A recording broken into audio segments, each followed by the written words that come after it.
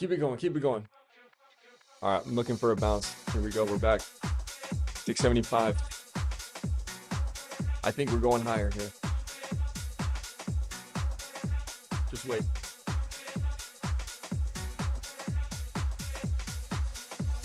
Let's pick up Bebop. 678 call, 53 cents. I'm looking at it. I'm not playing.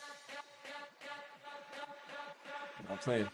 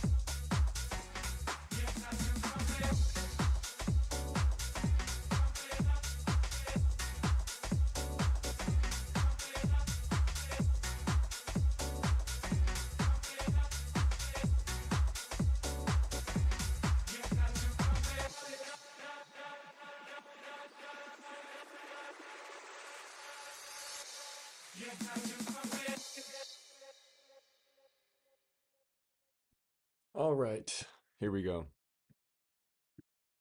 Stock market gapped up again. Boom. 2.6% gap up here. Wow. on a two Wednesday. Today's Wednesday. Wow. So, but I think today I'm having a bit of an opening, and what I'm thinking is that this bullishness is not to be underestimated. Once again, what I'm going to do is lean into the trend. We got a massive gap up. Sure, we could sell off into it. I think if we do sell down, if we do lose 674, we could go down to 670 and bounce from there. That would be the dip buy. Apparently, there's FOMC Fed minutes releasing later at 2 o'clock Eastern time today, so that's way later, in about 4 hours, honestly. But for now, I'm really just looking for a reclaim of the VWAP here, and I'm looking to enter some calls and look for this to rip and close, either close near this high or this open, or make a new high day and close near the high day. That's what I'm expecting. I think 677, 8, 9, 80 is possible, 681 even, but that it's not guaranteed. So if we go from here, then I'll be looking to enter sooner than later. But if we do sell off here, which it looks like maybe we do go, if we do go a little bit lower, then I think 670 um, would be a decent spot to look for to hold. I think it correlates with some other support on a bigger time frame. So I was looking at it over here. Let me see really quick.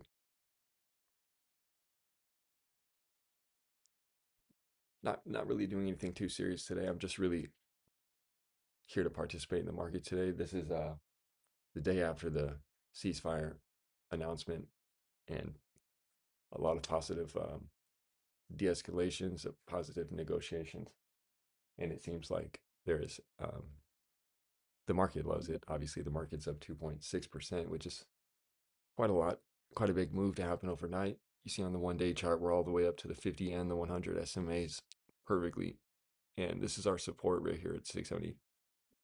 We have some areas of support, but we're kind of already slipping around the 675. That's not too bad though. I think if we lose 674, then there's room down to 670, which is right around here.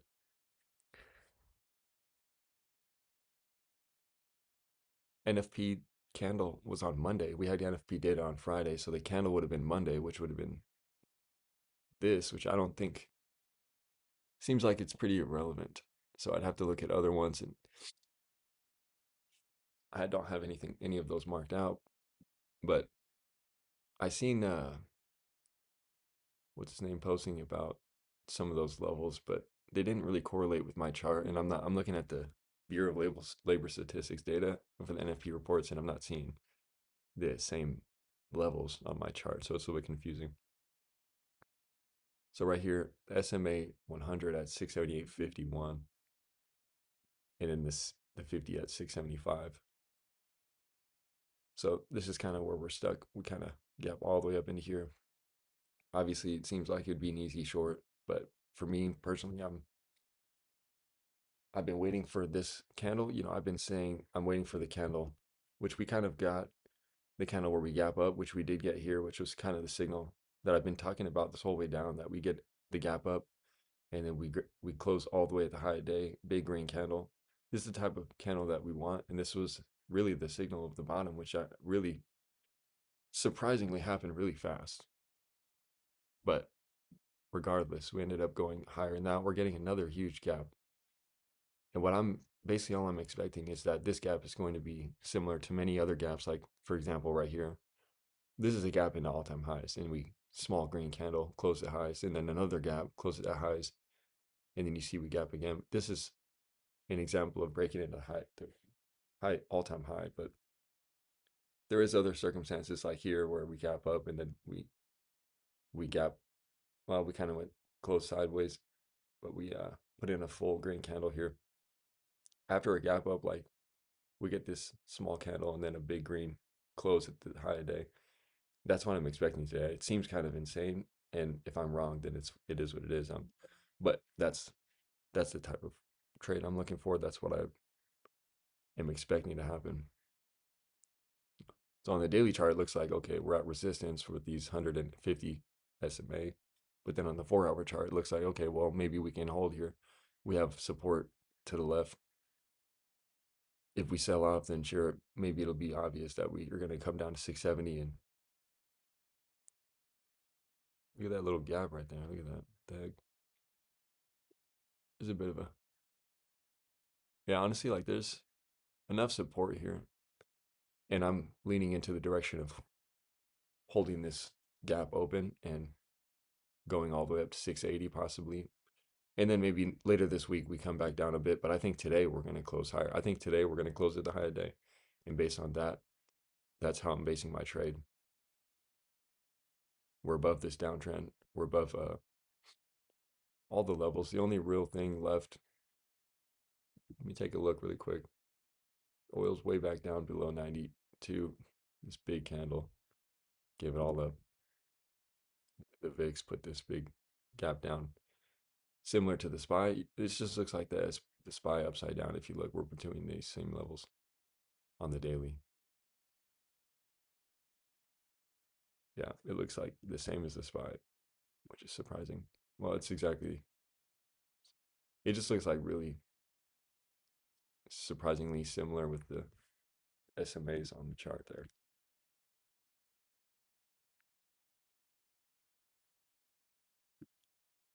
He doesn't SPY, so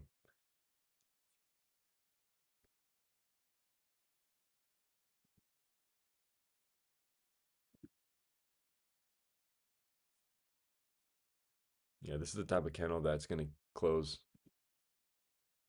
at the high. Not the weekly, but the this daily candle, I think. But that's me taking a bit of a stretch, and that's my bet. That's what I was thinking about yesterday. And with this gap up, well,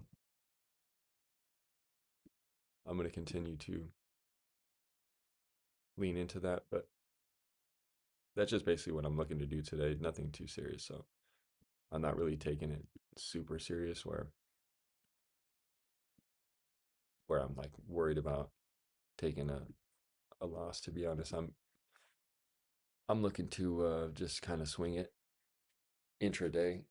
My account is still $59.19. It's down from where I started in the beginning of March. Let's see if we can reclaim the view off here. Look pretty good. But right now the price action is real sideways. We need to see some momentum and direction here. I'm hoping I don't have to wait the whole day until the Fed minutes or whatever. I think we can get a move higher here soon, and that'll be pretty clean for me.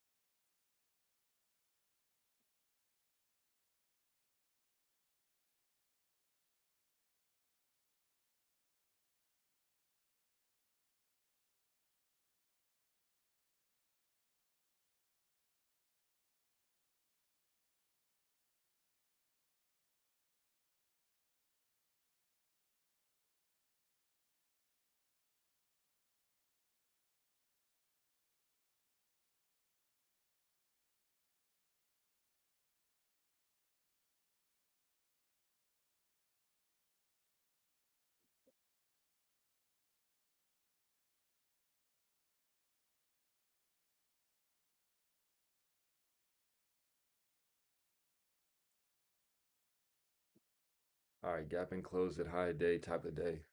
Boom. Now looking for shorts. Put some big pants on and buy calls soon. Here we go. Locked in. Under 674. Buy calls at 670. It's that simple. Don't overthink it. Don't overthink it, bro. Okay, let me throw this on really quick. I heard this really good quote. What was it?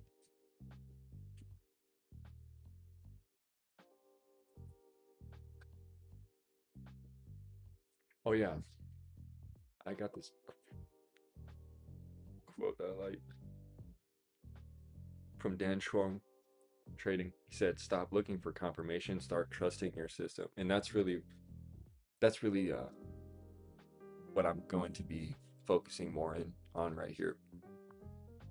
Obviously, I'm taking some big risk. I'm risking most of my capital, which is a $50 account. It's really nothing, but you have to take this type of risk. You have to go in. You have to have a bias in a little bit of a way and play off of that and wait for the right moment, which is me waiting until this news came down. We get this big gap up. Now I have more confirmation. Obviously, the chart is confirming it, but I'm looking for the late entry, which is this. In theory, I only need to hit a few good trades in the early stages to reach the first level. And once I do that, then I have a big plan of how I can move forward with this. Slowly but surely.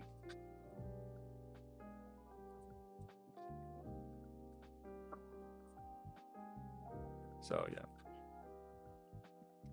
A loser never wins and a winner never quits. So I'm just looking to swing some calls intraday. I'm looking to buy calls, but that's just where my head's at here. If we do sail below 674, then 670 would be the next level to look for amounts. But ideally, we hold here. We recapture that VWAP. We mount the VWAP, and I buy calls off that VWAP, and then we go and break high day. We hit 678, 679. Next thing you know, my calls are up 150%. Next thing you know, we move on until tomorrow. And then we see the power hour. We can see what happens with the Fed minutes, probably nothing. And then the power hour, depending on how the charts play out. If I'll stay that long, and then tomorrow look to do something similar.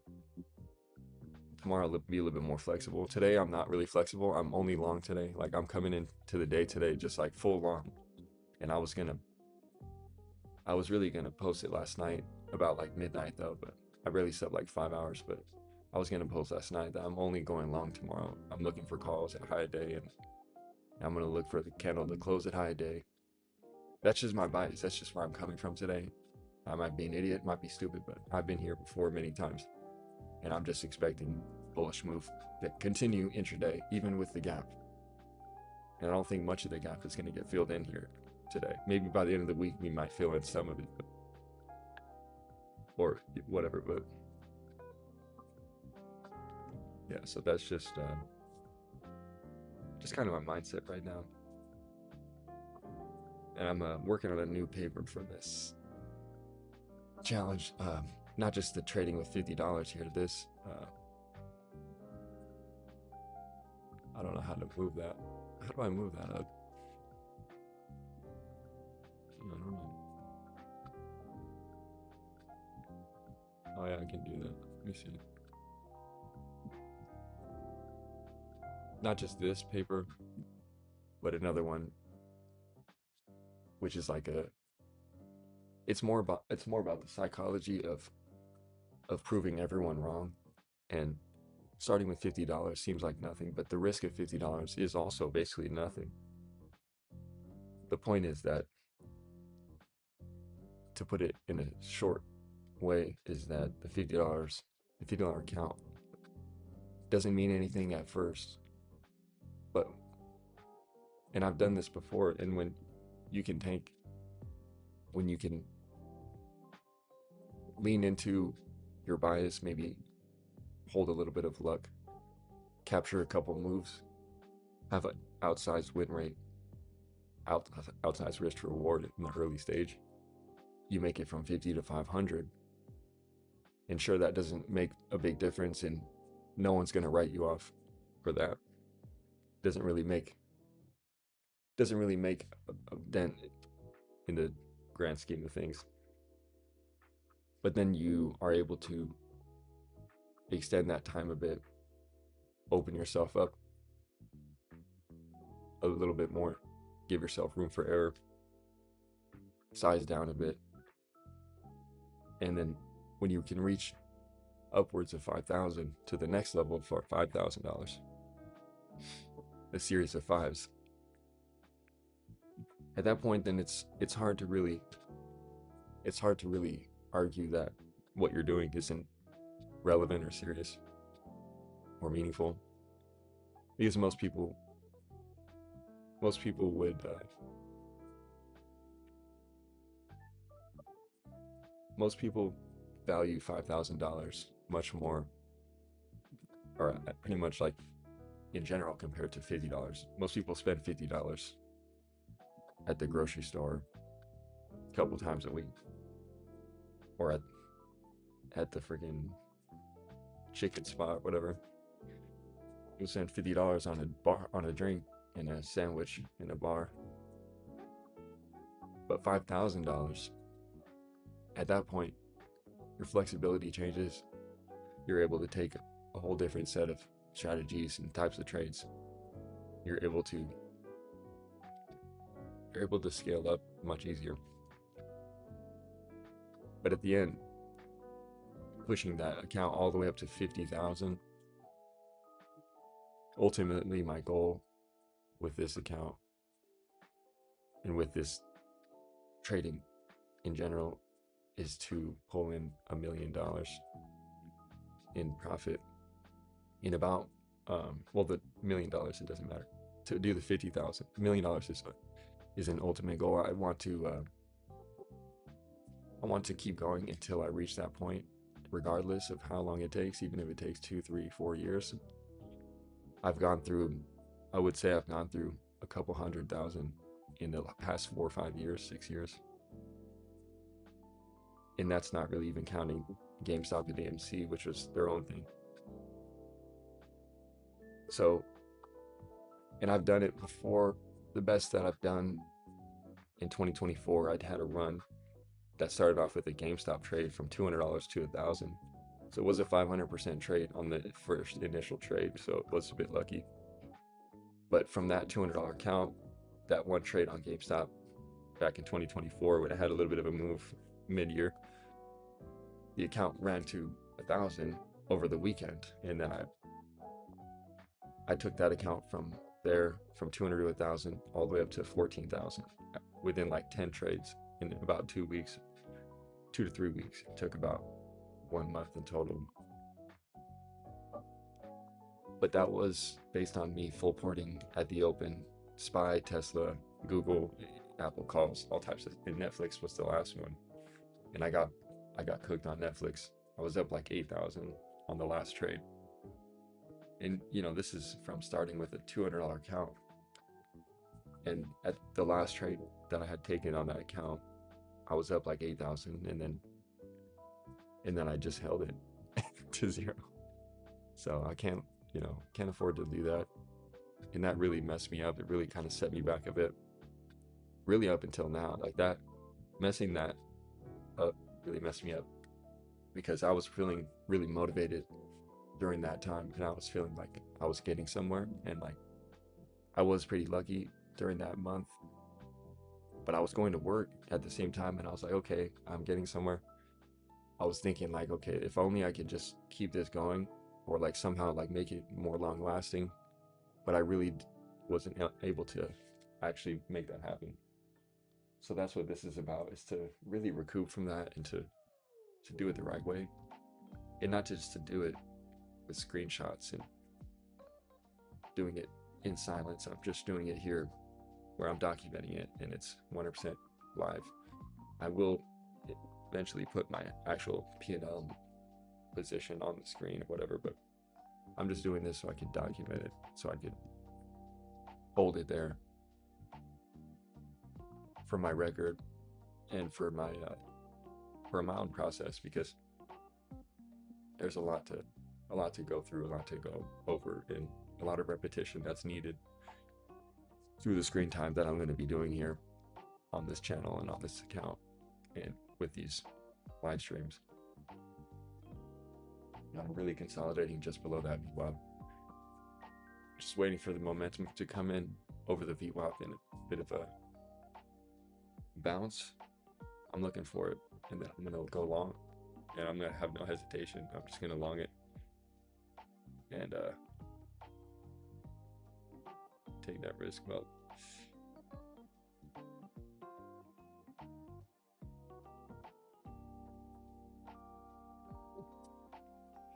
I don't really want to put like a stop loss on the trade if I'd taken one earlier, but like in the next hour or two.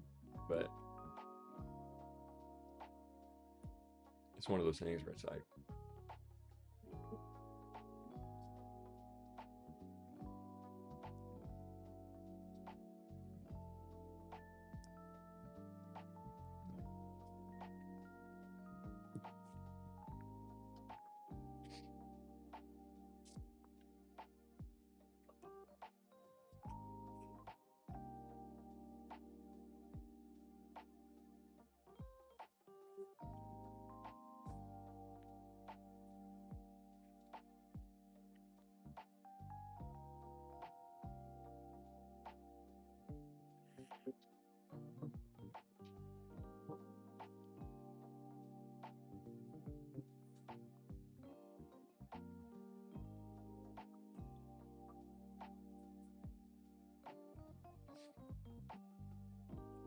it's really like the thing about what I need to get accomplished with this account is that I need to buy myself flexibility to trade, the freedom to trade properly, to trade freely.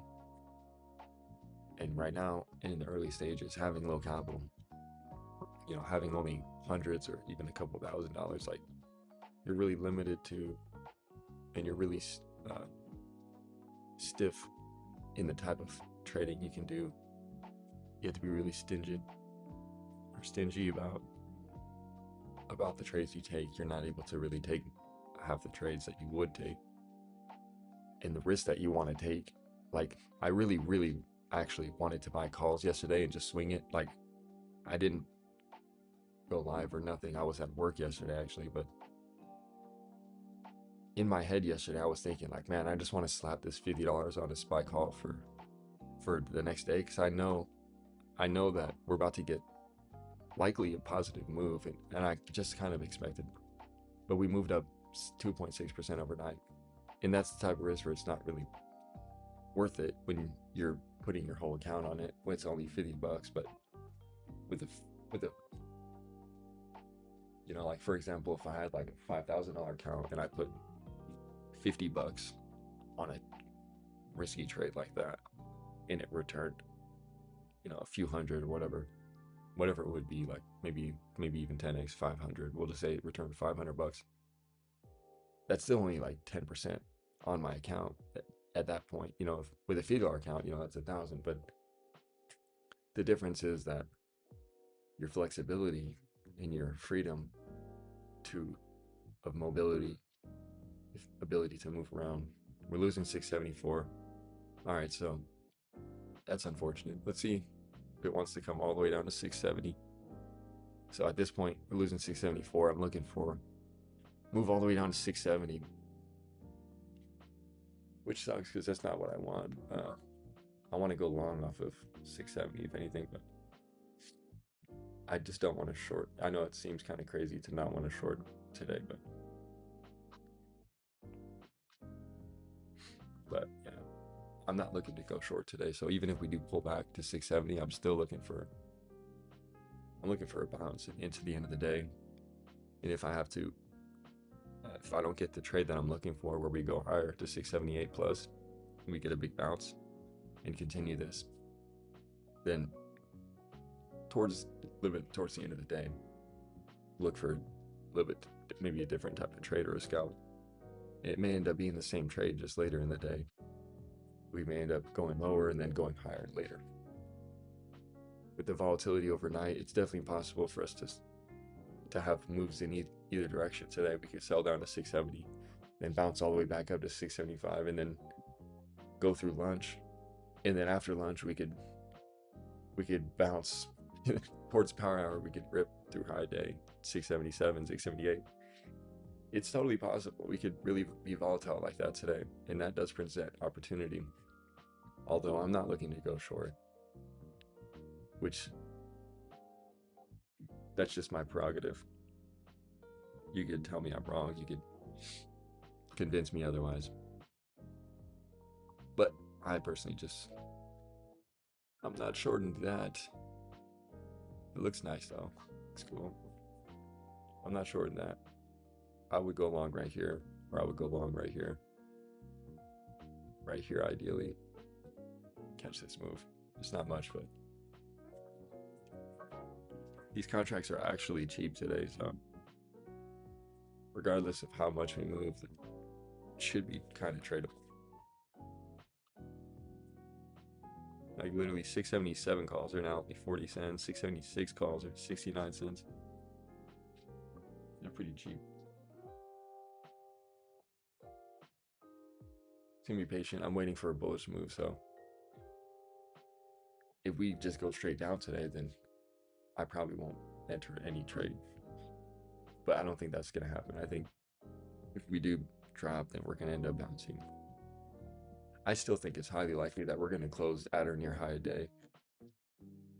And I'll continue to believe that. That's what I think. But that's just literally my intuition. That's just like basically my intuition speaking. That's what I think would happen in this situation. But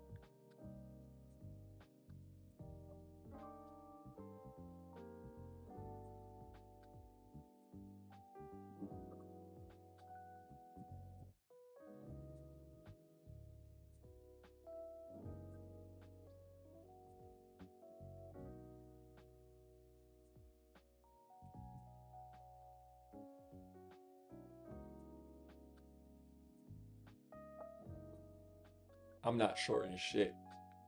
Okay. I'm only going long.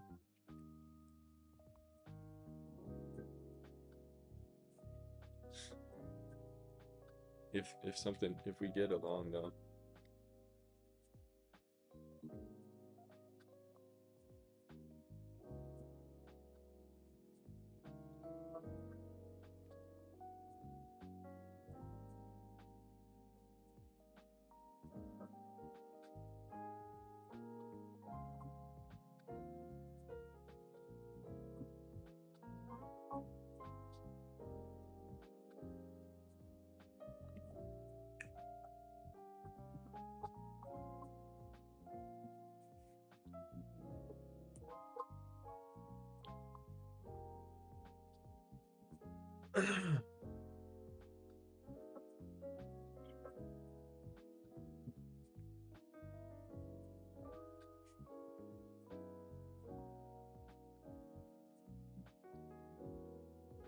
Well,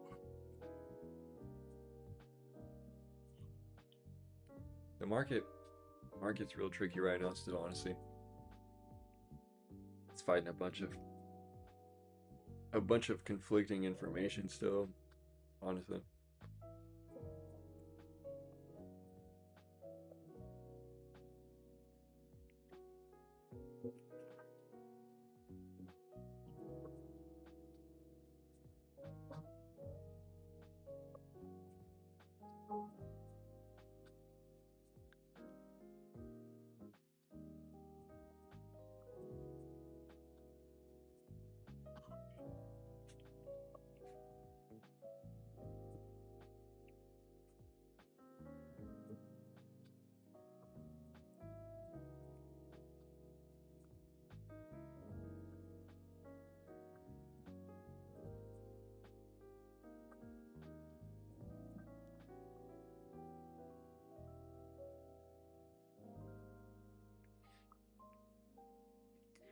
I don't care what anyone else is doing. I only care that what I think about the chart and what the chart does.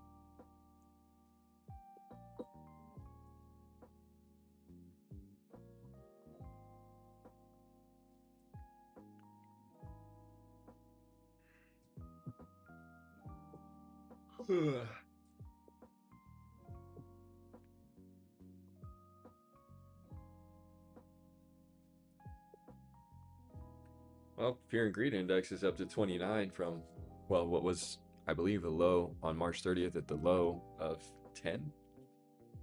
I don't think it really got below 10. I think it was 10. I remember being 10. Maybe it ticked to 9, but whatever. Last year in April, we hit a low of 4. It only took a month, and we were all the way back to 60. So leaning bullish. It's just what it is.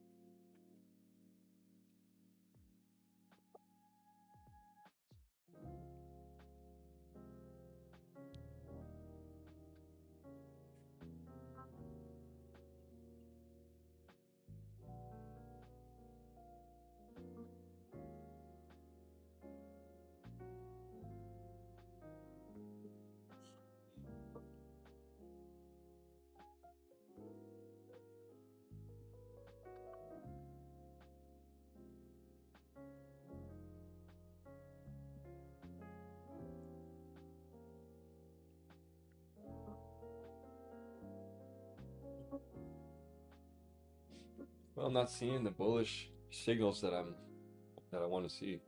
So we'll see. You have to just be patient.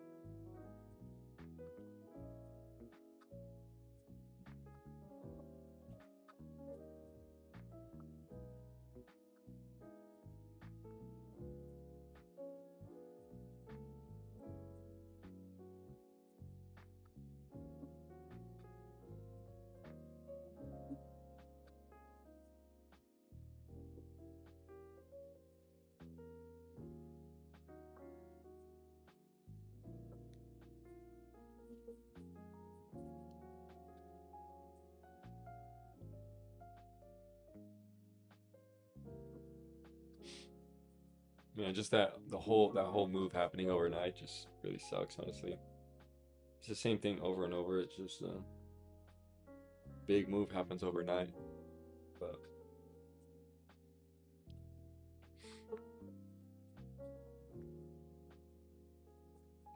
I'm just really not looking for a short today. I'm really feeling the long. I know it may seem crazy, but I'm just feeling the move like this. I really think we're gonna close around here. I think we're gonna close the day around here. So I'm looking to capitalize on that. There is a little bit of weird stuff happening right now where the headlines are a little bit conflicting and the market maybe is reacting to that. We could still come all the way down here to 670, honestly. I think we could still bounce off of here and still come back up.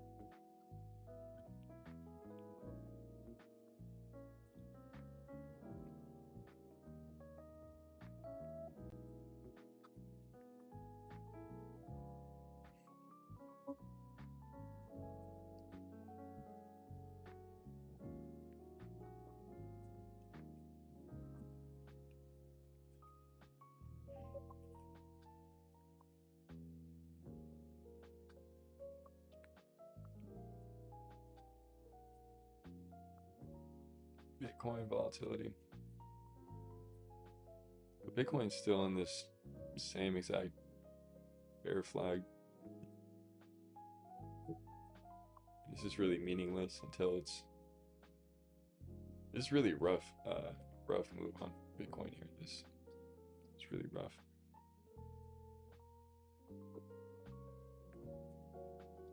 Bitcoin's gonna have to break out into the 80s and then retest, and then it can go.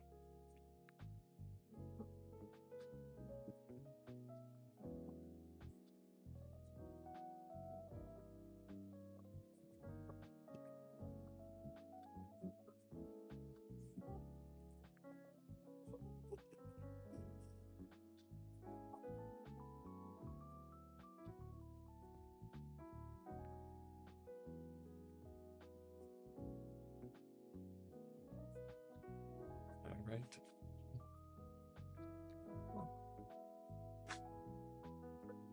Still just riding right below the VWAP, just holding below the VWAP.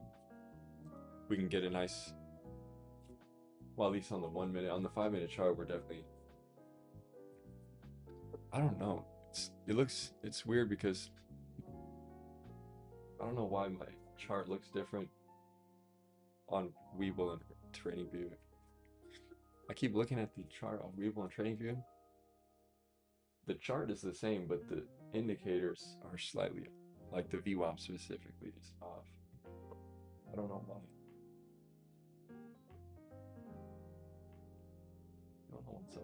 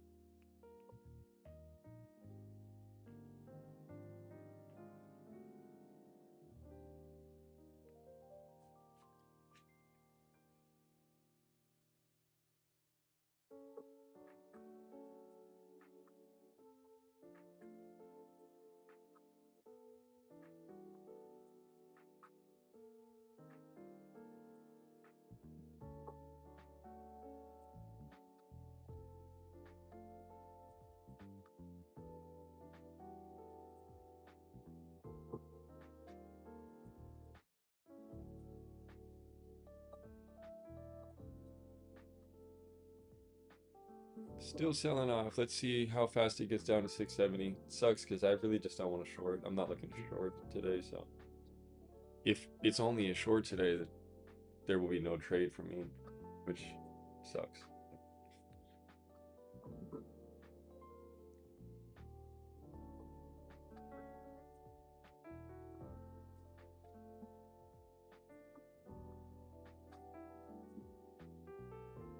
Six seventy.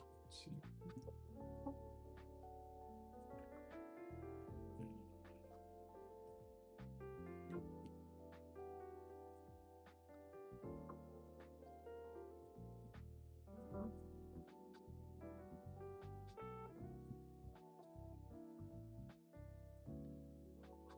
Oh yeah, there we go. Get down there.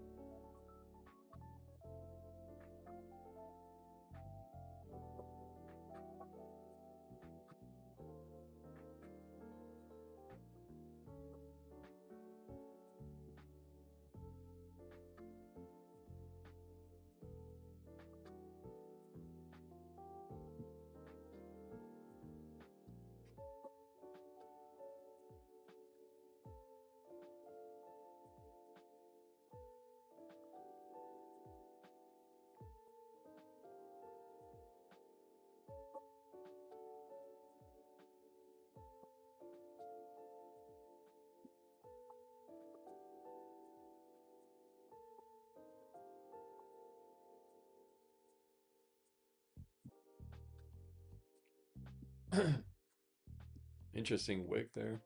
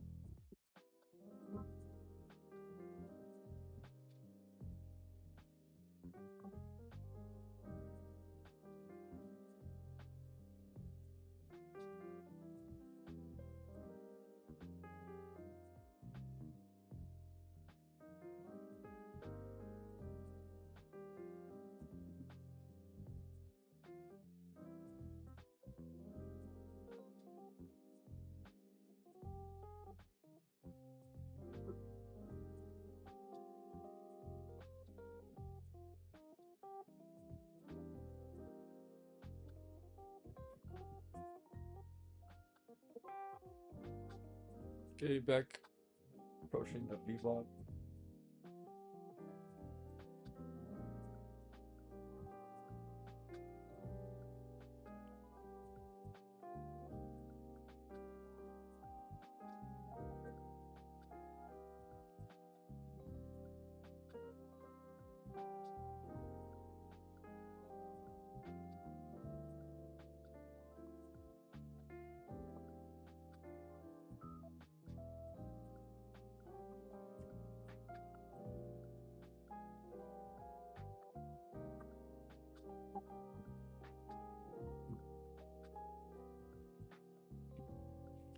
It's looking more bullish now. That's not bad. We got a nice hammer candle in there.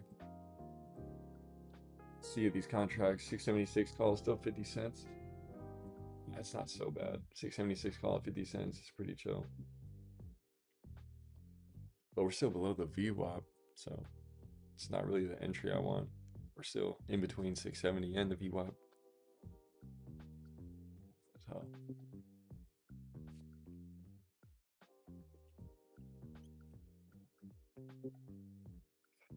looking bullish. I'm looking for the bullish move. Make a new high day. Close it high day. I think we'll go higher.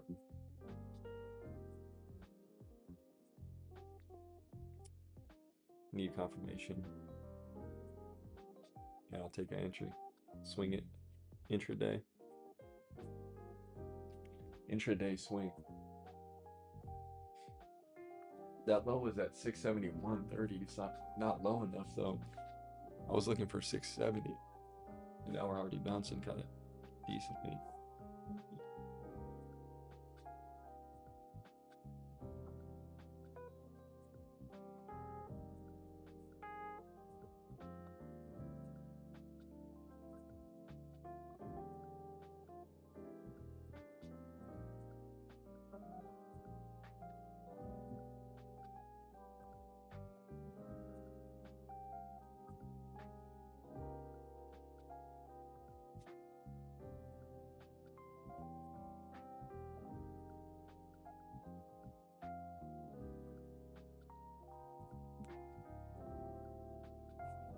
It's so tempting to enter my calls here. I want to swing them intraday, but I just want to see a better entry. I'm just confused because the VWAP right here, this VWAP session, let me look really quick because it looks different. You see, what's the difference?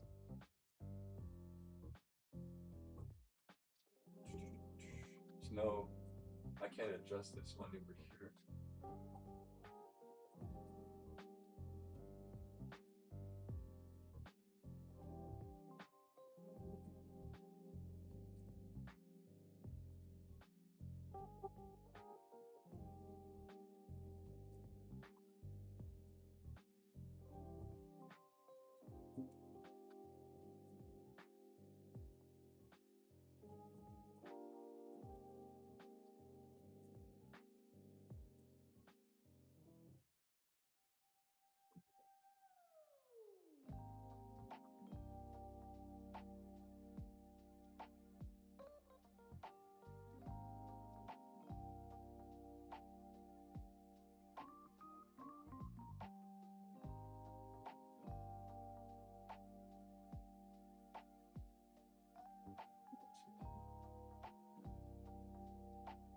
Yeah, I don't understand. On Webull, it's just a VWAP. Over here, it's VWAP session. But I don't notice. Maybe it's just because it's no, but this should be correct. VWAP session. I don't know why. Maybe this calculation here is. It may be this.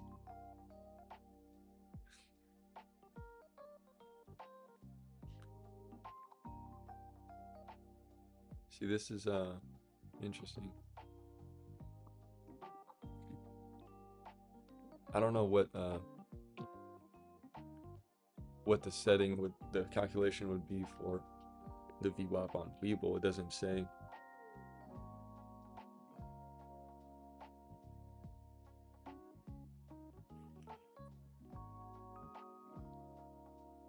I would think it's based on the close, or I mean open. It's the session opens here, then it's trailing down. The VWAP that I'm seeing is like more like right, literally right here, not right here. It's a small difference. See, that doesn't even change it though. Close. That's a little bit closer, but it must be, no. Honestly, I don't know. Open, high, low, close. No. Just keep it like this. I don't really know why it's different there.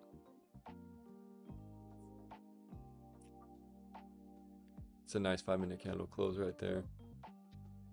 All right. Yeah, I don't really know what's up with that VWAP there. The VWAP on Webull is different than the VWAP here. And I can't seem to get them to align properly. They're both on the 5-minute chart. Well, this one's on the 1-minute chart, but it's still the same exact thing. We're literally at the VWAP on the 5 here. So I mean, the VWAP on here says 673.82, and we're right there.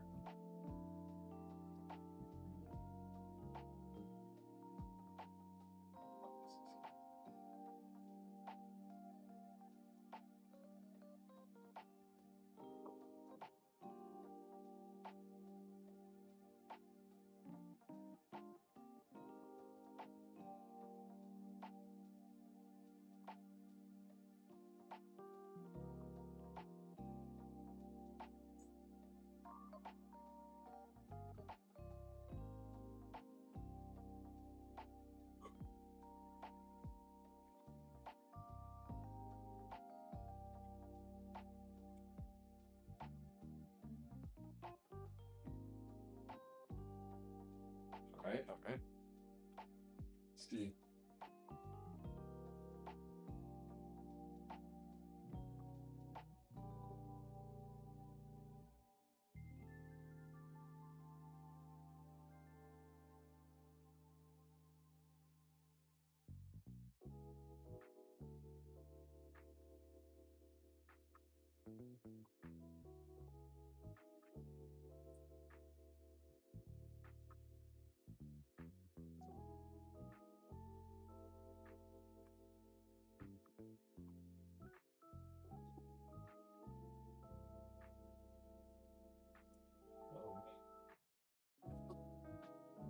Okay, let's see. It might be.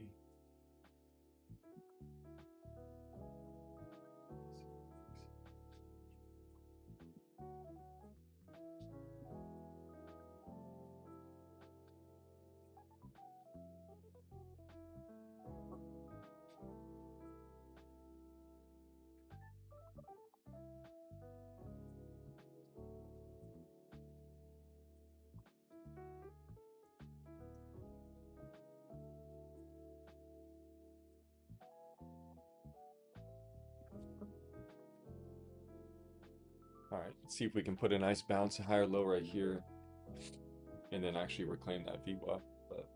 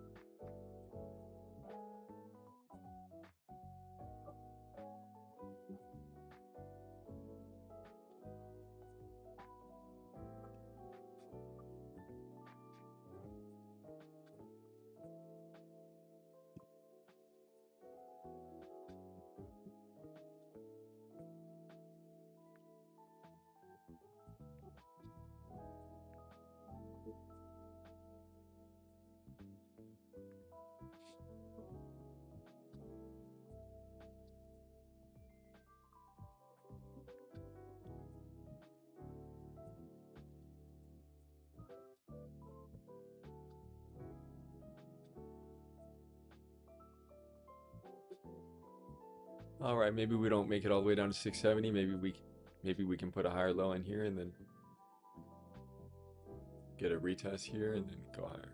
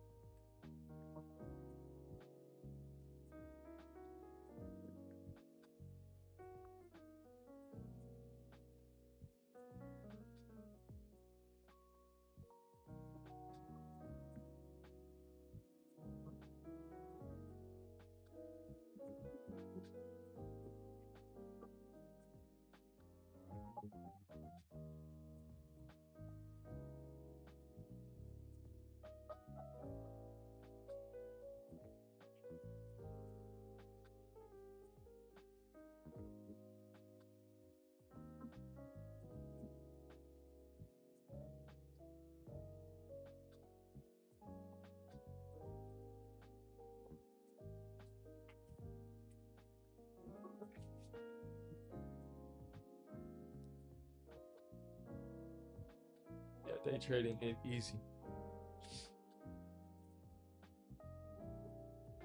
Sometimes you gotta day trade to get some capital.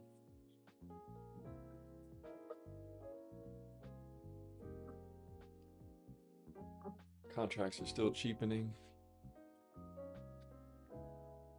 Geez, 45 minutes until lunch already.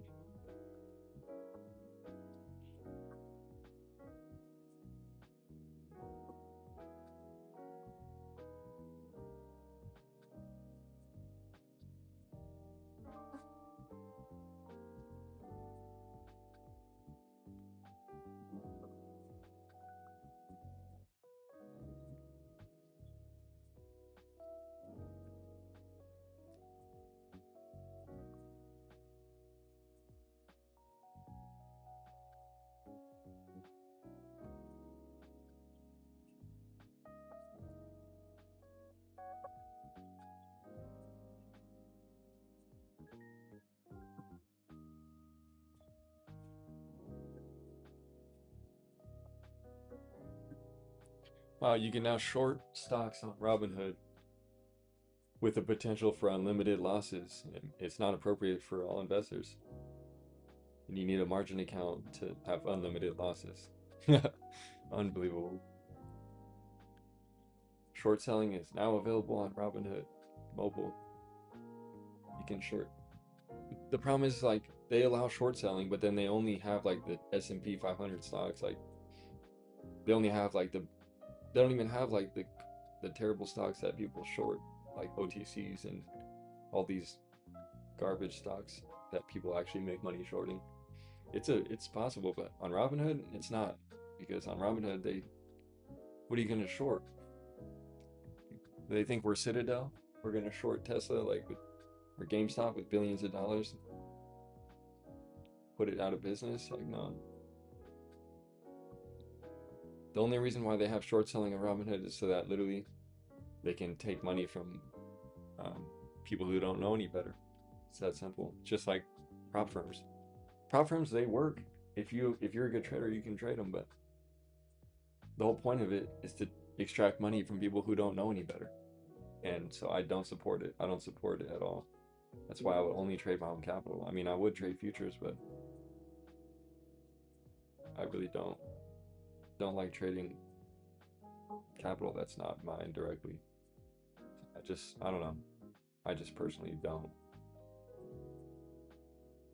like it, and I've seen it become more popular over the past few years, and it wasn't even a thing 5 years ago. Like, no one was trading prop firms. It wasn't even like something that people like bragged about. Or like, oh, getting payouts on trading every day for $50 for this account. It's $50,000 account.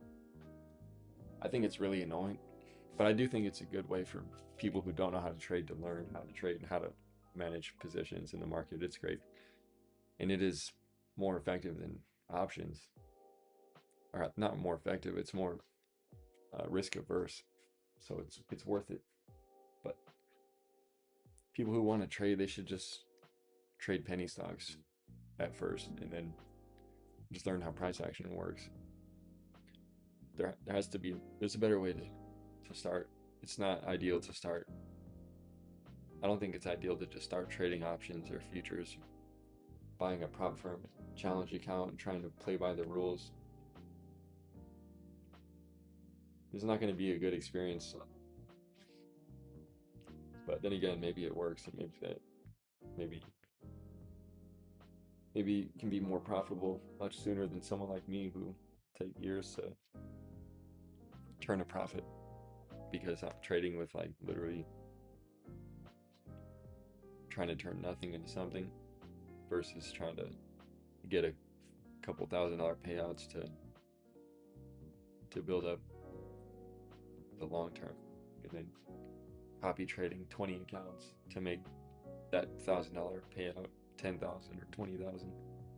I'm really just don't like that. Not into it, not interested in it.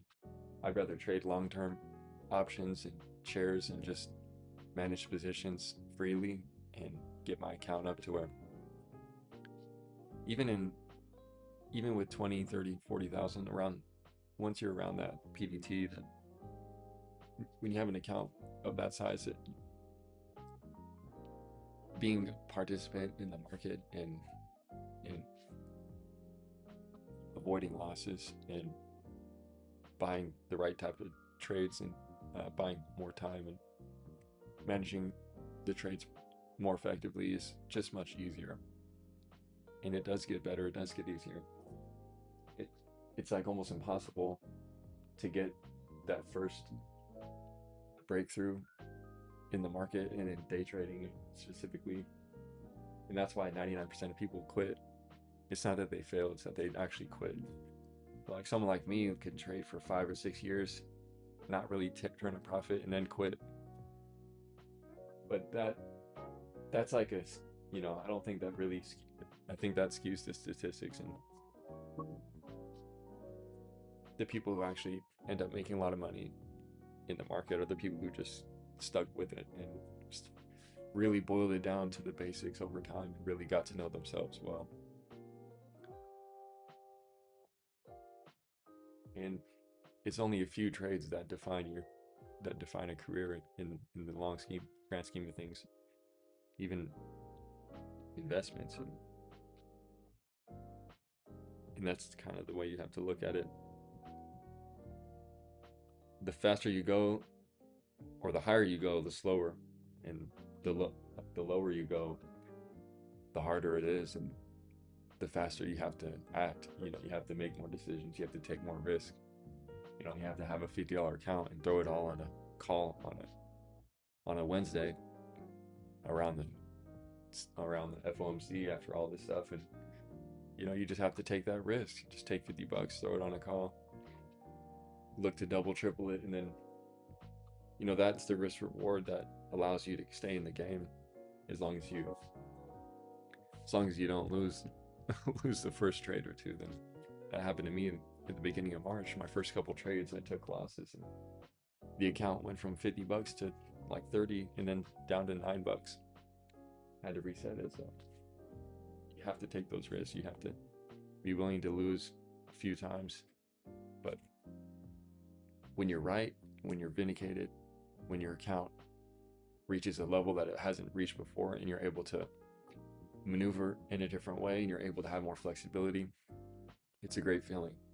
And when you can scale that up even further and further, from 50 to 500 to 5,000 to 50,000, it gets much easier. And I'm going to show you exactly what it looks like. I'm going to do it here on this screen, on this account. And you'll see it does get easier. And it's going to be less about looking for day trades and scalping, staring at the chart, or reading the news, the headlines and all this. And it's going to be more about being efficient, being patient, being discerning and disciplined, and really just taking A+ setups or taking risks that make sense.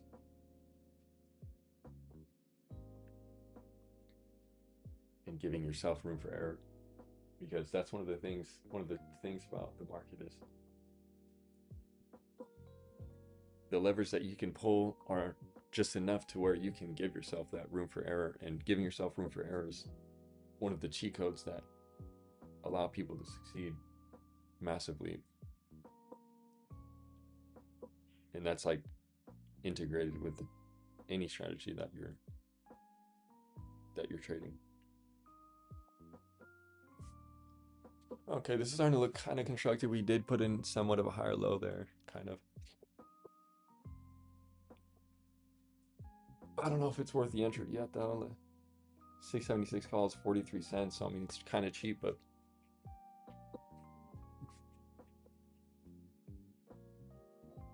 we haven't really had too much momentum yet. We're still like approaching the VWAP.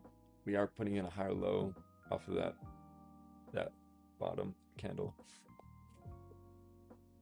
that hammer candle. I'm still just leaning long, I'm looking for the move, honestly, towards high day. Honestly, to make a new high day would be ideal in my scenario.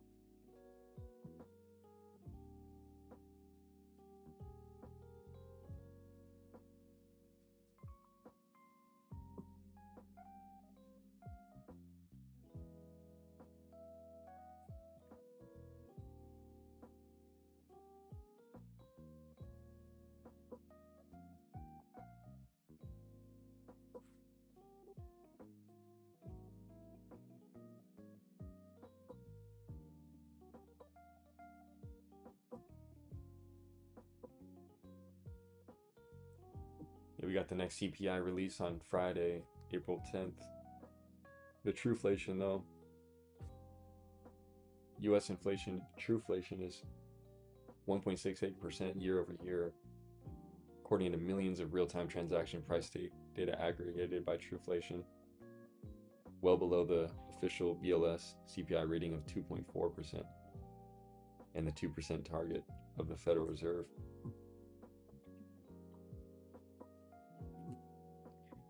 Be interesting, the CPI and inflation report on Friday. We don't normally get inflation on Friday. That's I feel like inflation CPI comes out on Tuesday typically. So I don't know. I'm confused. Are we getting CPI on Friday? Isn't it always CPI Tuesday? I don't know. CPI is normally on Tuesday, man.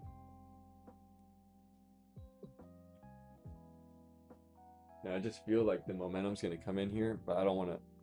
The 676 calls 43 cents, 675 calls 73 cents. My buying power is $59, so it's right in the middle. So it's like I gotta wait a little bit right here. See, maybe I can snag the 675 if we come down. Ideally, we don't. Maybe I just get a little bit later entry on the 676 call around 50 cents, and then if we run back to high day, that contract 676 will be in the money. Contract will probably be anywhere from $1 to $2 in the best case scenario there with that. So even with the entry at like 50 cents, if we did make it to high day or over or in the money, then which is what I would expect, then the contract would return a good amount.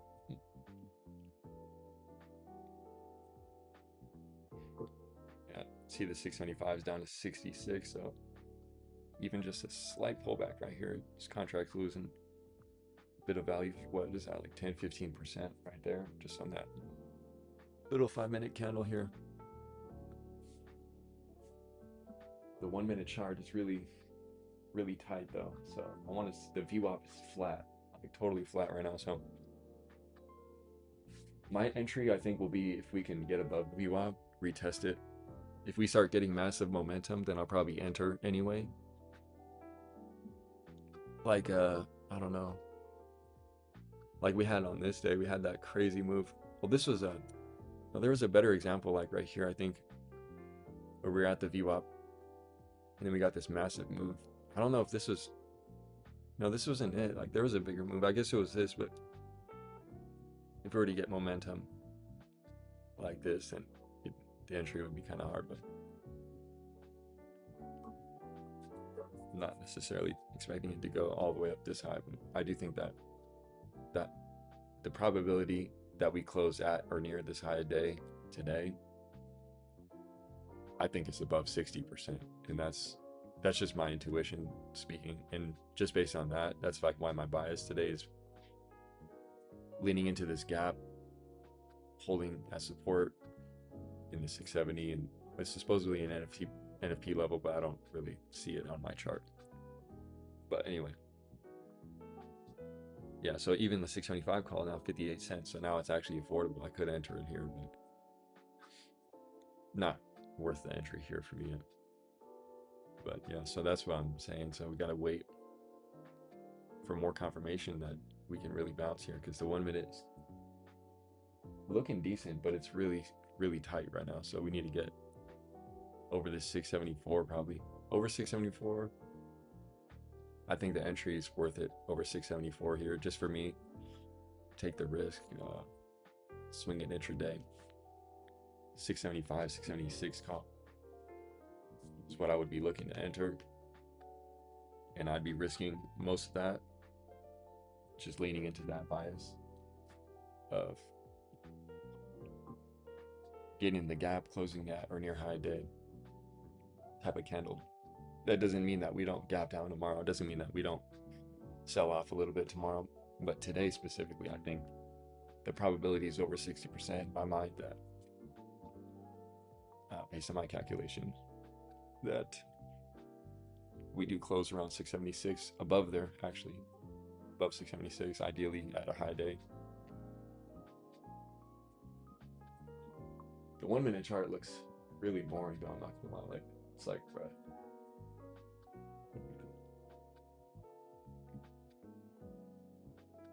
Switch it to the 2 minute chart, because this 1 minute chart is just like kind of dead. It's getting really tight here. The 2 minute chart, we got like that little bounce, and then we got like a bit of a wedge, a little bit of a flag. But you know, it's upside down.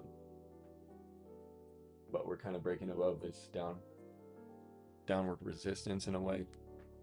Not above the VWAP though.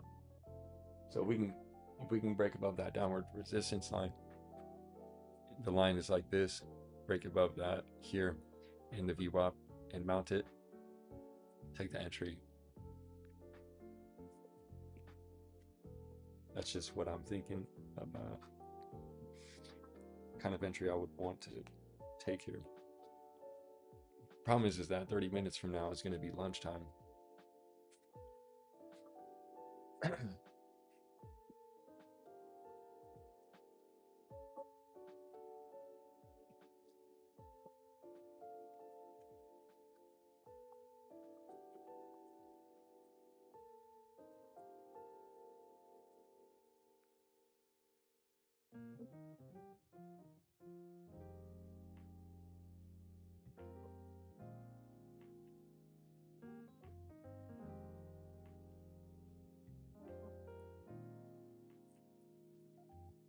Yeah, see that 675 calls back up to 70 cents. I could have entered it there at 59, but it's obviously not worth the entry there. But like, yeah, it just sucks. The best strikes are just like inaccessible for me with my account being so small.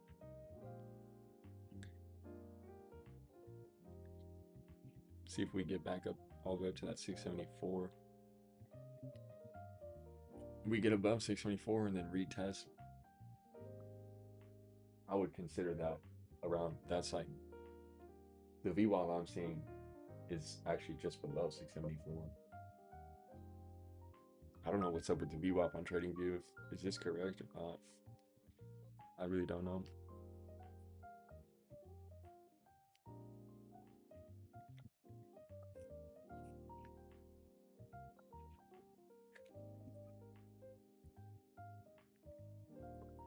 Well,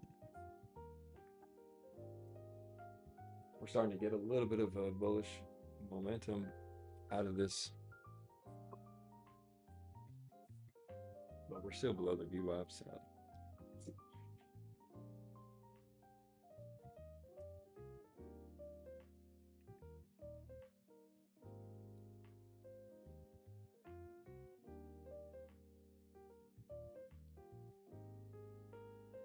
FOMC minutes coming out. We need that post lunch move.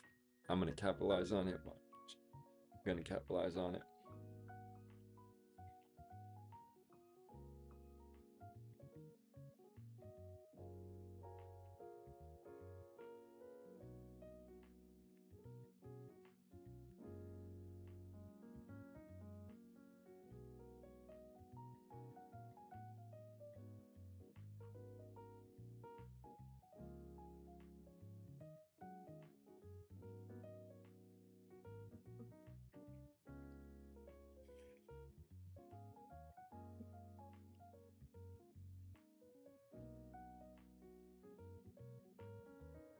All right, 2 hours into the market and I still don't have an entry. We ended up going down under 674, put in a hammer candle wick down to 671. We didn't make it down to 670, which is the bigger level that I think would have been good support, but we didn't make it that far down, which is actually a bullish sign. We're going higher, 674. There we go. Boom.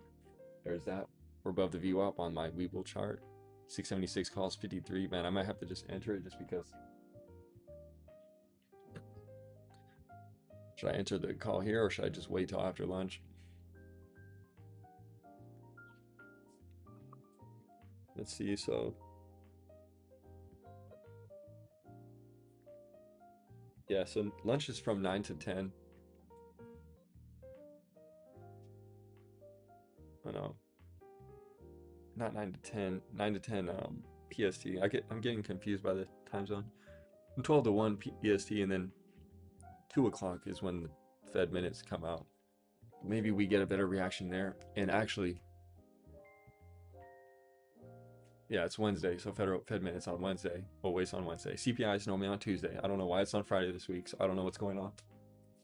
But what I will say is that taking the entry here on the 676 call at 675 ideally, or anything at the money is perfect. I would take the 676 call here for 48 cents, but I'm not going to yet because lunch is in 20 minutes. And I do think I'm really good at trading FOMC, so it'll be a good chance for me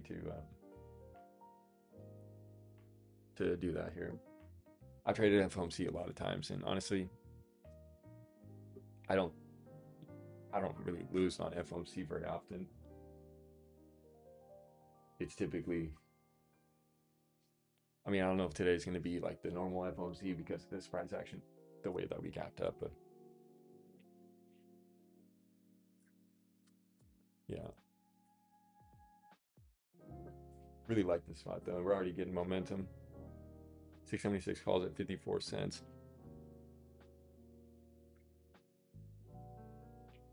I would take the entry. Like this would actually be my entry on the 676 call or 675 if I could, but I'm kind of considering waiting until after lunch because it's only 20 minutes and we may just get a better move with FOMC. It's in 2.5 hours though. It's all right. I'll just be here with the chart. I got some things to do.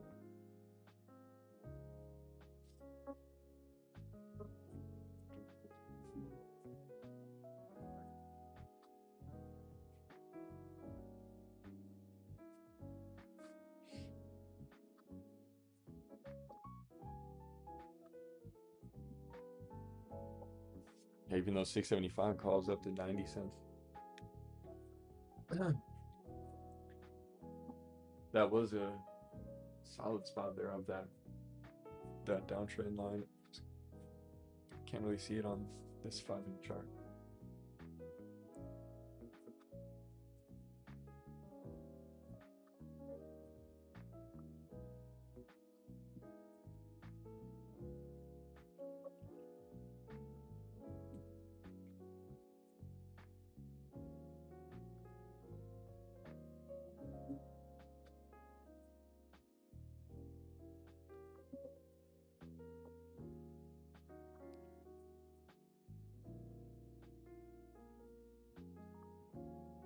All right, 674.24. Bullish move is coming in. I'm telling you, we're not going to just sell off here. But I'm a little bit cautious about FOMC because FOMC, they have to consider the rate cut expectations, and then pre-inflation data. There's probably a nothing burger. They're probably just gonna say, well, we should have canceled this one because we have to wait till the next CPI on Friday, and then we'll come back next month, tell you what we think. So I don't know about the timing of it, but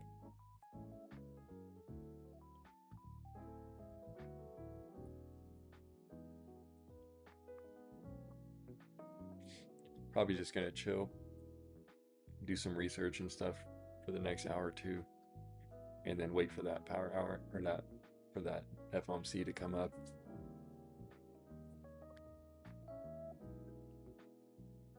In about 2 hours or so, a bit over 2 hours.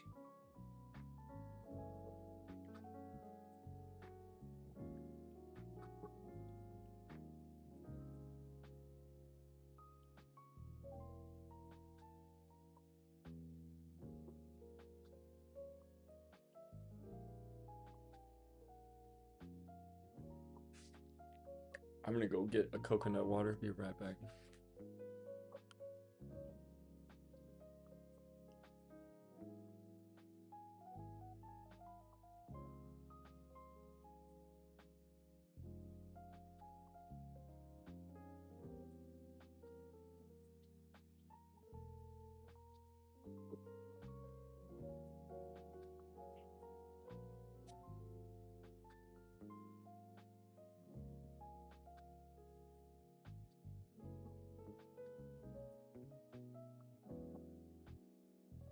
That's 74.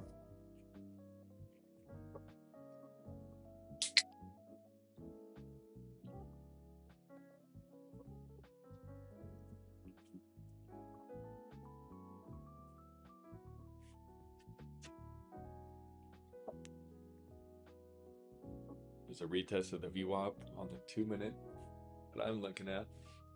I really am confused why I'm gonna have to look into why the VWAP is different. on Webull and on TradingView.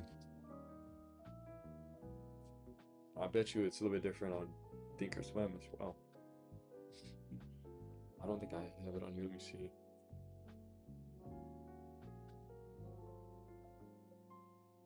Do I?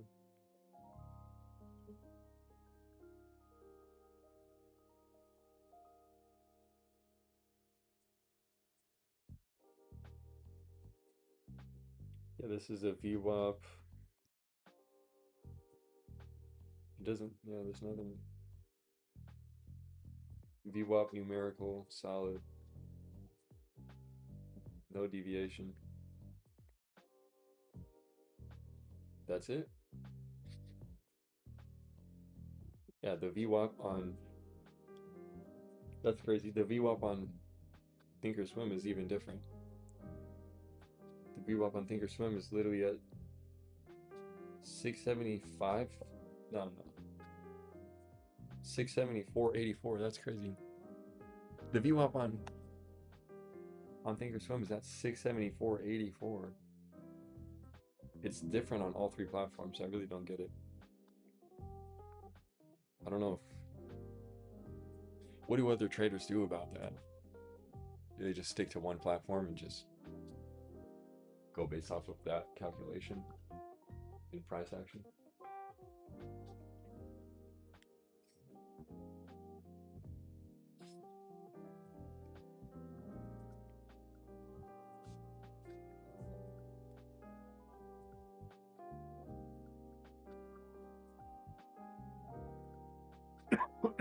676 call, 53 cents.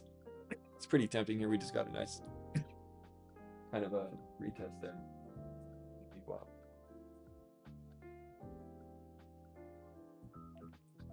But I really don't like that expire on 15 minutes. I'm probably going to hold off here. Even though this might be the best entry.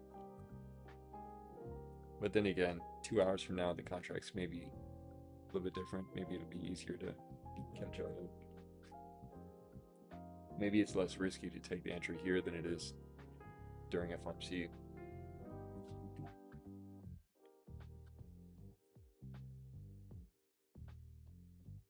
Well, FOMC is just going into the final 2 hours of the day, power hour. So FOMC hour and then power hour. So it looks like more than likely I'm just going to end up trading that FOMC and power hour.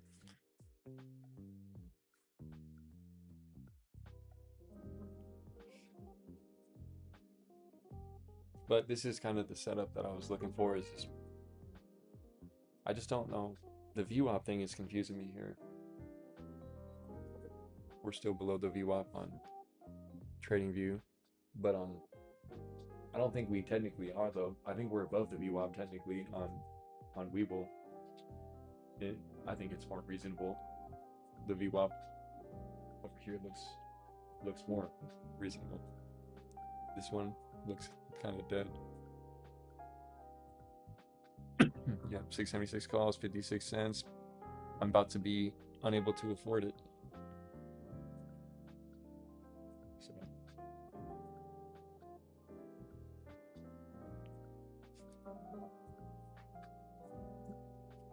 Yeah.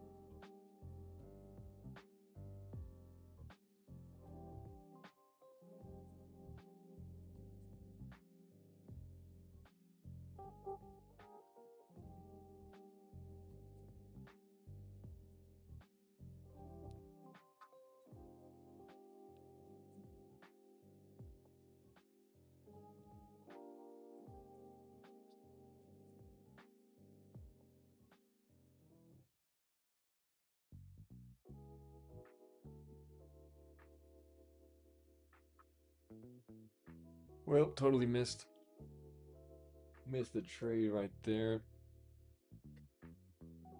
I don't know.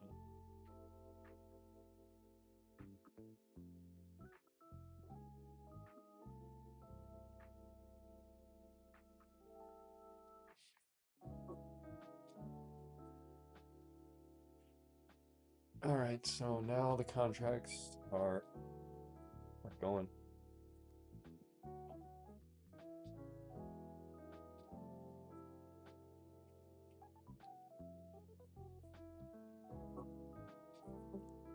This is the thing about having the small account is like I'm trying to decide which trade is the right one to take, and I end up, waiting longer.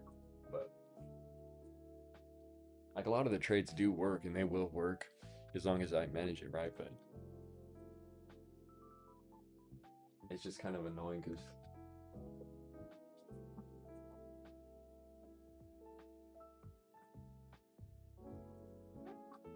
it just feels like I'm so limited. Like I can't really act on what I'm thinking. Like that's what it feels like when I have like such a small account. It's like I'm thinking of all these things. Like I have certainty that we're holding that support and we can go higher.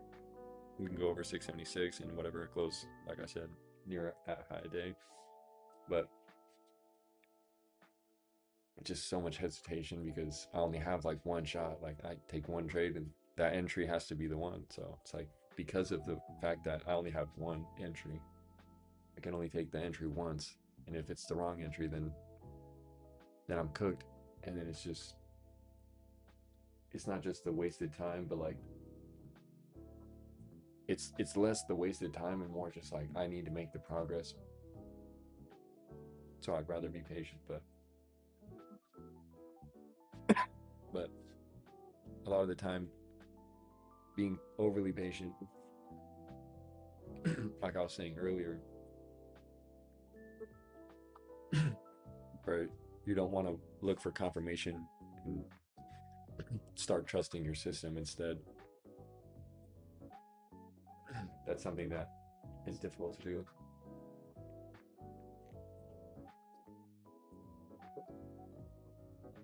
It's just like the one trade that I have to take is an important one because if I mess it up, then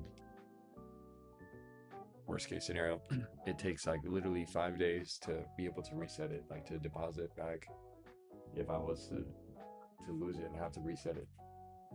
And that is another layer on top of it where it's just like bruh, like if I have to wait a whole week to just deposit another $50 to even try to take one more trade, to wait another 6 hours, to wait another, wait another 6, 7, 8 hours to hopefully take a trade. That's frustrating. It hurts.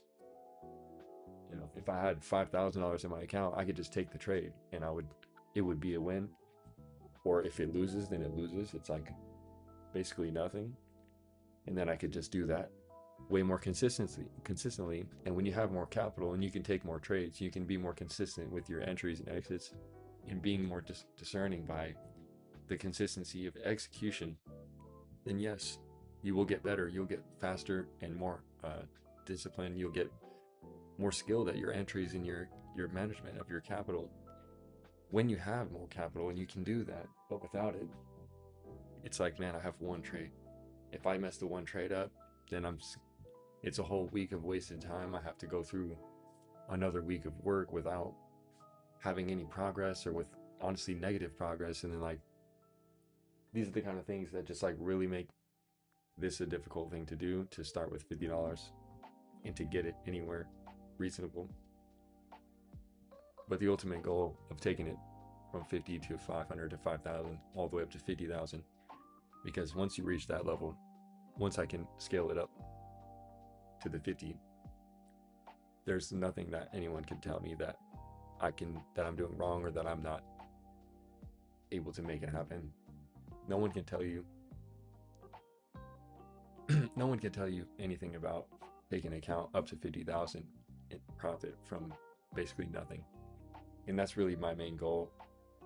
Not for me to show off to anyone else, but just for me to do it for myself, because I've been talking about this and planning this, thinking about and working towards this specific type, literally this specific goal for years now. And so I'm finally getting to the point where I'm just gonna just do it. It may take a bit of time. I do have a timeline where I expect it to happen though. And what I will say is I started this challenge in March with $50. I blew the first 50 in 2 trades or whatever. And then I took the next account up 126%. Now I'm back to break even because I took one big loss of the $50. I lost the profit that I had last week. So I'm back to break even now. My account's at 59, right where it started for the second time. So I'm back to start for the third time. I've only deposited twice. But starting with $50 and trading it all the way up there, I believe that I will be able to complete that challenge by 1 full year of time at the max. And I genuinely believe that's what's going to happen here. Now, I'm starting with $50 here last month in March, but I think that by worst case scenario, by next year, March 2027, this account that I'm using right now, without even doing anything to it, without adding money to it or anything, will go from all the way from 50 all the way to 50,000. And that's all I'm trying to do. From there, I may switch it up, and I have I want to continue to trade and hold myself accountable.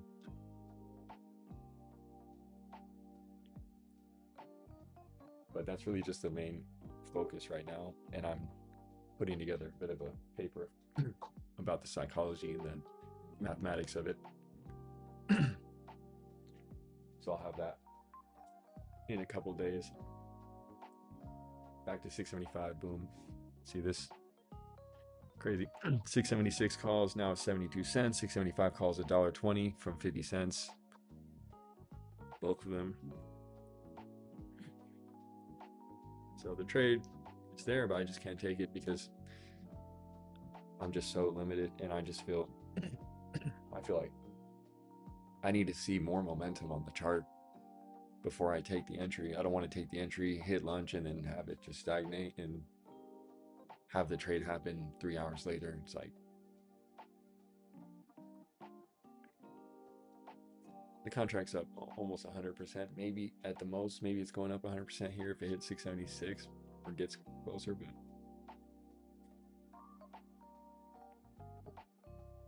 it just, the main thing I want to get off of this is that it does get easier. Trading is very hard. Most people quit. But the point is that if you actually can do it right, and if you do it right, and if you combine all the things together, all the different factors, all the different circumstances and knowledge and wisdom and experience, then you can pretty much do anything that you want. You can make anything happen.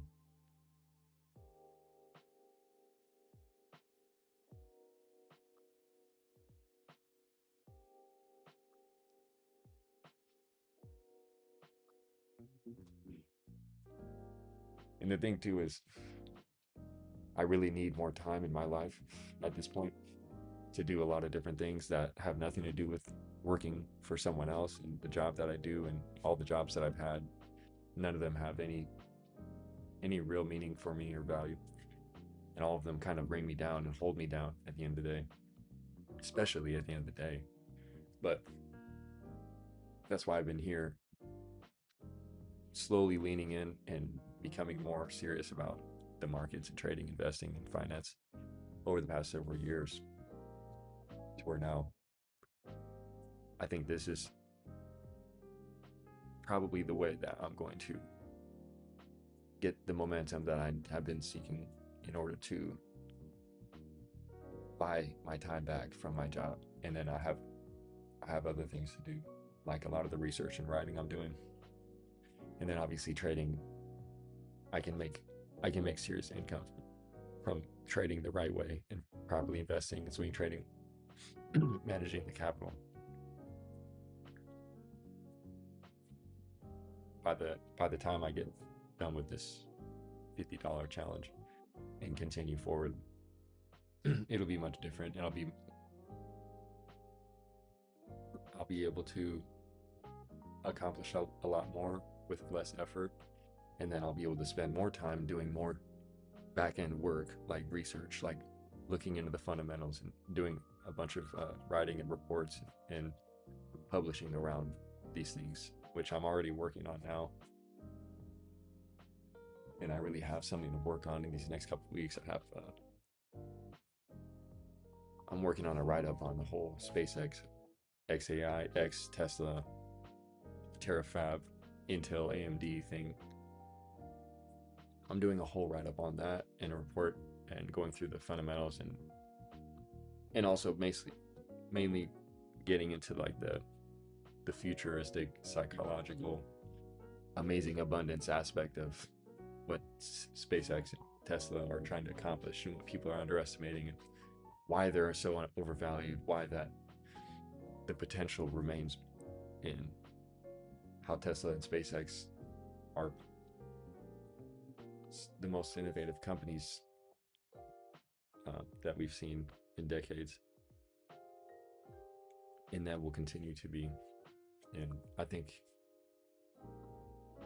that this is a perfect time to do so because the IPO is coming up in a few months, and then with SpaceX IPOing, they acquired XAI and Grok.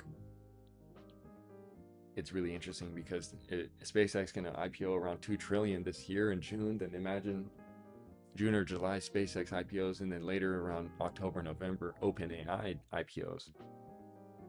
I just can't even really imagine what that's going to do, what that effect is going to be on the market, the public markets, when these companies have already gone through most of their growth. Like a lot of the gains have already happened. So it's like, are these companies going to really rally off the IPO, or are they going to settle down into a much lower price before they do take off once again with more optimism around the AI, ADI, automation, and all those other things.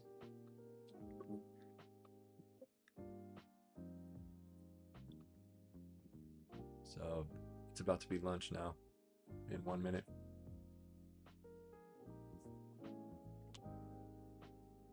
Was a pretty good move though. Honestly, it made it all the way over 674.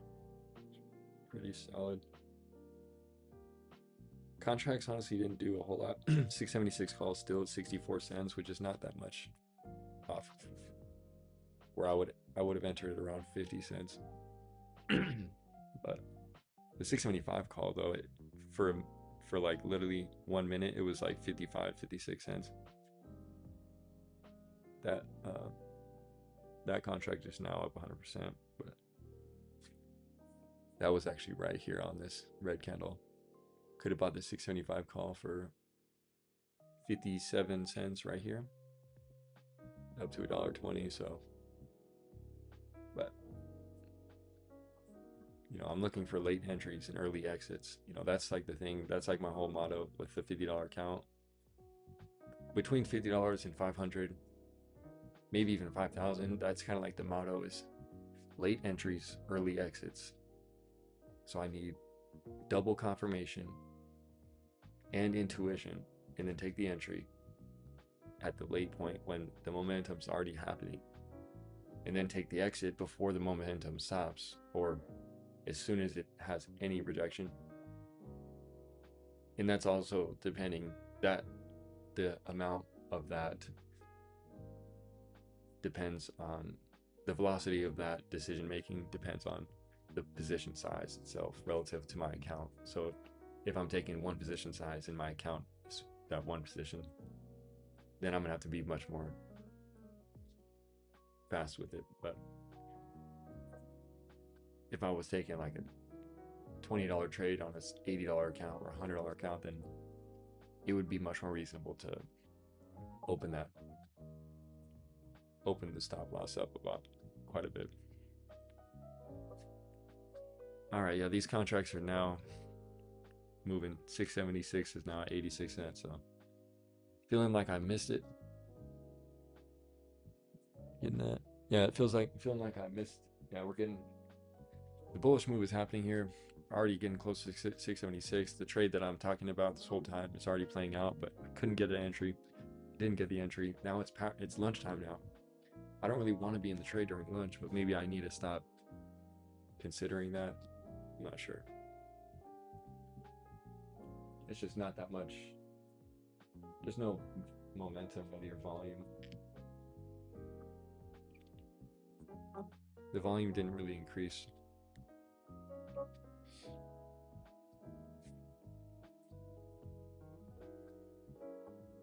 meaningfully at all.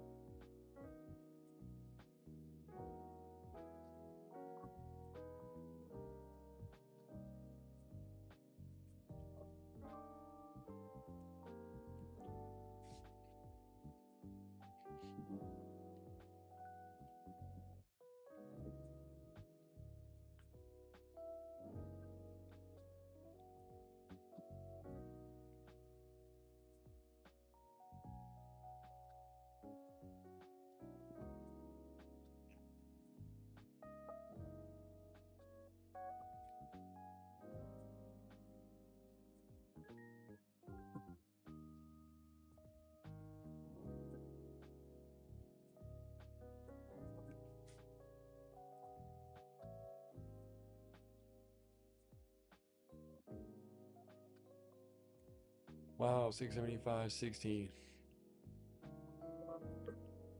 All right.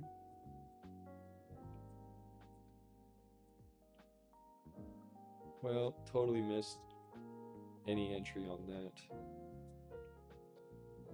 Just have to wait. Well, you have to just wait till lunch is over and look for it.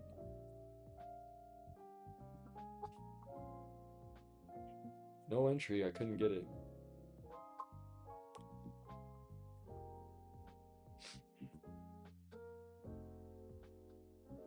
It's almost like I convinced myself not to take the trade that I want to take, and then I end up taking a trade that I wasn't planning on taking, and whatever happens, happens.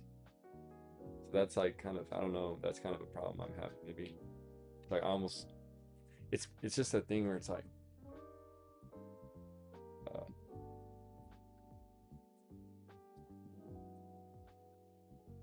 it's hard to it's hard to take the right entry when you only have like the one shot to make it happen.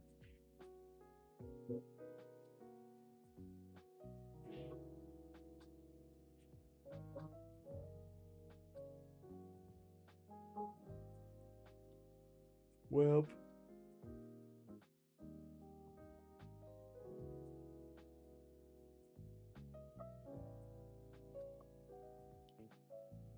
and it debuts first AI model from their super intelligence group. Wow.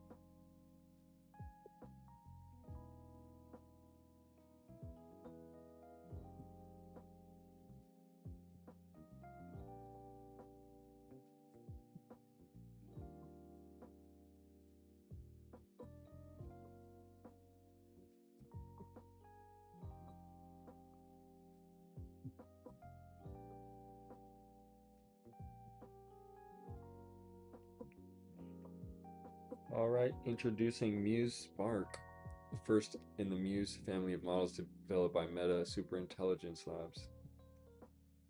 Muse Spark is natively multimodal reasoning model with support for tool use, visual chain of thought, and multi-agent orchestration. Okay, Meta finally dropping their one model.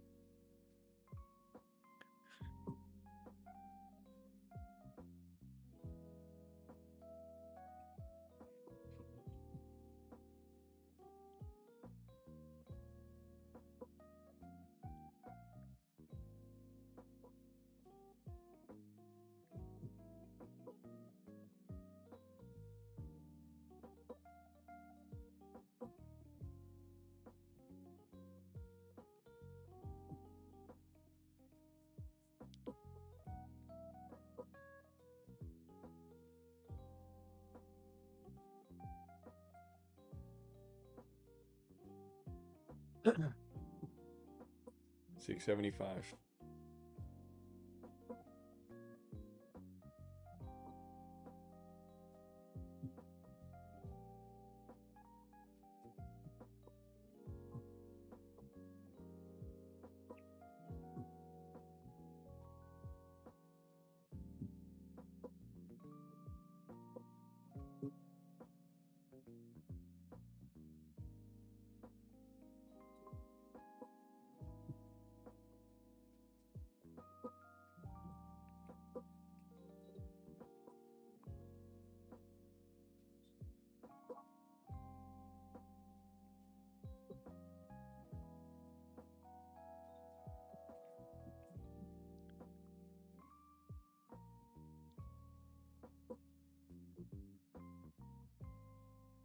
Yeah, I feel like it sucks. I feel like I missed that entry.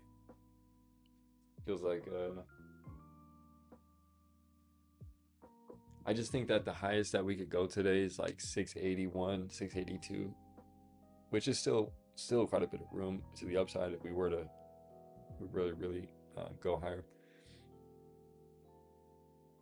But honestly, to play it safe, I would say 680 would be likely the high if we were to rally after the FOMC thing. It's just a minutes release. They're probably going to be a nothing burger though, but we might still rally after.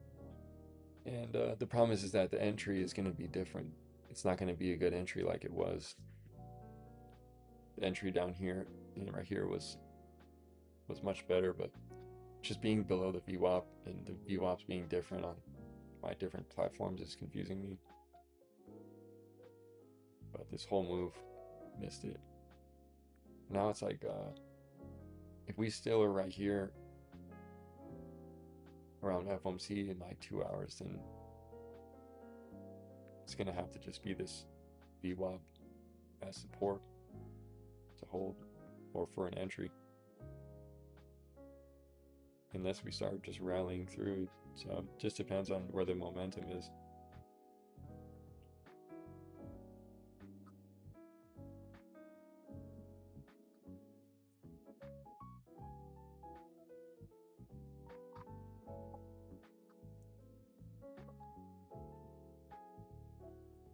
Hopefully I didn't miss the best entry of the day though, 'cause it kind of feels like that 2 minute chart or whatever that I'm looking at just looks really solid.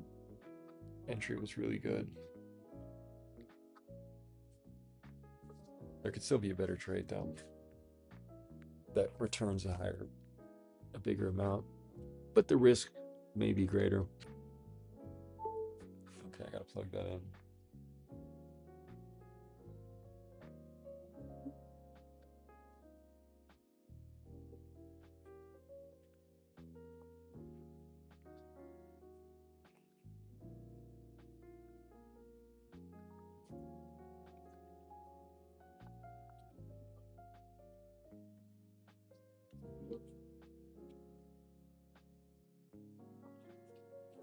Yeah, the Tesla Intel, I think is really interesting from yesterday.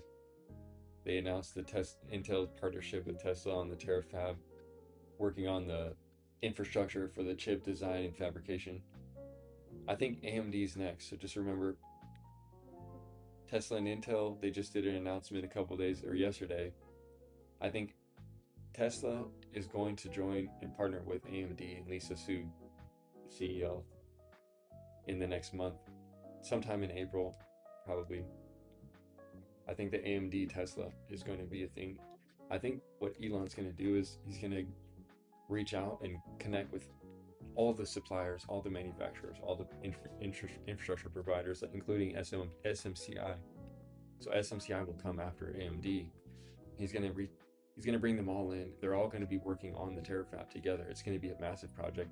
They're all going to have a stake in it, and this is the way it's going to work out. And it's the Terafab is just on Earth, but there's also a Terafab on. They're talking about putting one on the moon. Imagine on the Mars. No, they're talking about putting more data centers in space, and then on possibly on the moon eventually, the mass driver on the moon they're talking about. But that's a whole different. That's like 60 years. I think that's gonna happen in 2069, and I think that 2069, like something like 2069, at least. But anyway, I think that AMD is coming next with Tesla and the Terafab, with SpaceX coming shortly after these announcements, and the Terafab gets really hyped.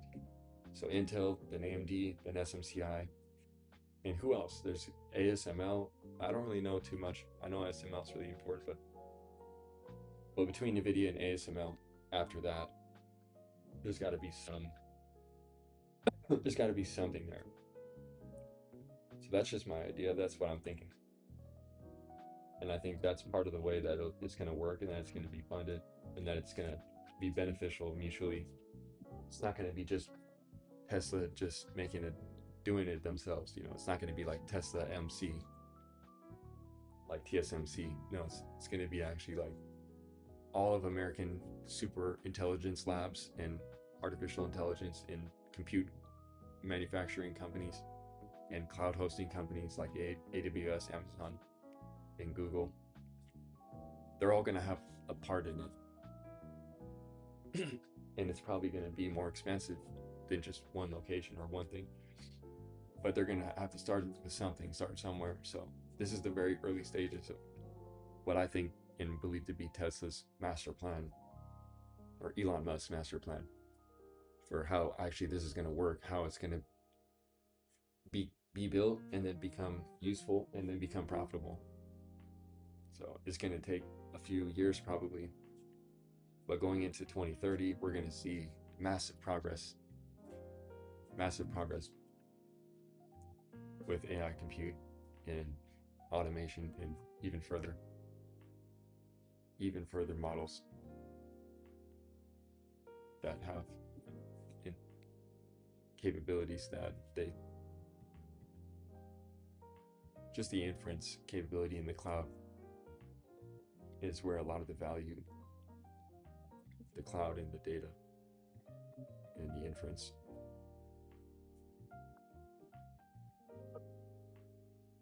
So I'm like really bullish on the semiconductor sector still, and Tesla and SpaceX, even though the IPO I think is that the SpaceX and then the OpenAI IPO kind of thesis that I have, like they're coming one after each other. It's like OpenAI is trying to IPO right after SpaceX because they want Elon Musk and Sam Altman have been, having this problem about OpenAI ever since they founded it together back in 2015. And so Sam Altman and OpenAI really wants to take as much liquidity out of Tesla's and SpaceX's deal as they can. And so if SpaceX IPOs in June, July, then OpenAI is going to try to IPO as soon as possible right after that, because they want to take away from what SpaceX is able to gain from the shareholders, or what people are going to be doing. They're going to want to then buy both and diversify. And so I think that's really Sam Altman's strategy. Maybe it's not even a strategy. It's just like he's just kind of trolling. Like, I'm gonna OpenAI IPO OpenAI at like 1 trillion after SpaceX IPOs at 2 trillion, like a couple months after. And he's like, okay, well, everybody's gonna come over from SpaceX to OpenAI, and then he's gonna be cooked. So I don't know. I think they're still battling. They're now going to be battling on public markets, which is crazy. So it's going to be fun. It's going to be interesting to watch. This year is great. This is a big year. 250 year of America, of independence. This year is probably the biggest year we may live through. I don't know. I know that's a stretch, but there's a lot of things happening this year. It's insane. The market is really unpredictable. The news headlines are just moving the market. It's not really tradable. Like, it sucks. Look at the gap up. Like, how can you trade that? You know.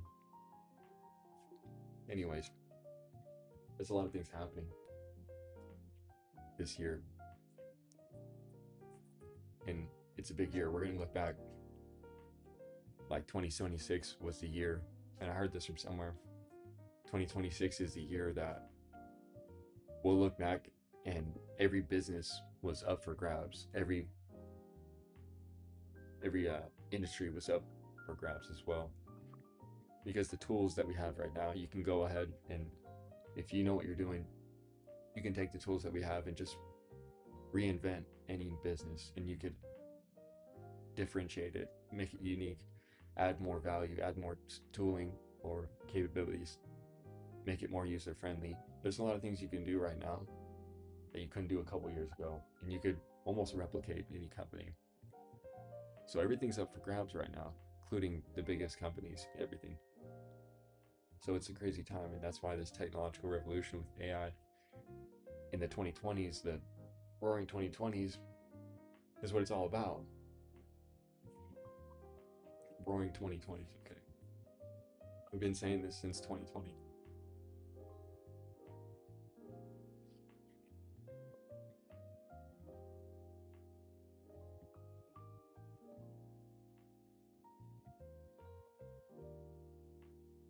Retesting the VWAP.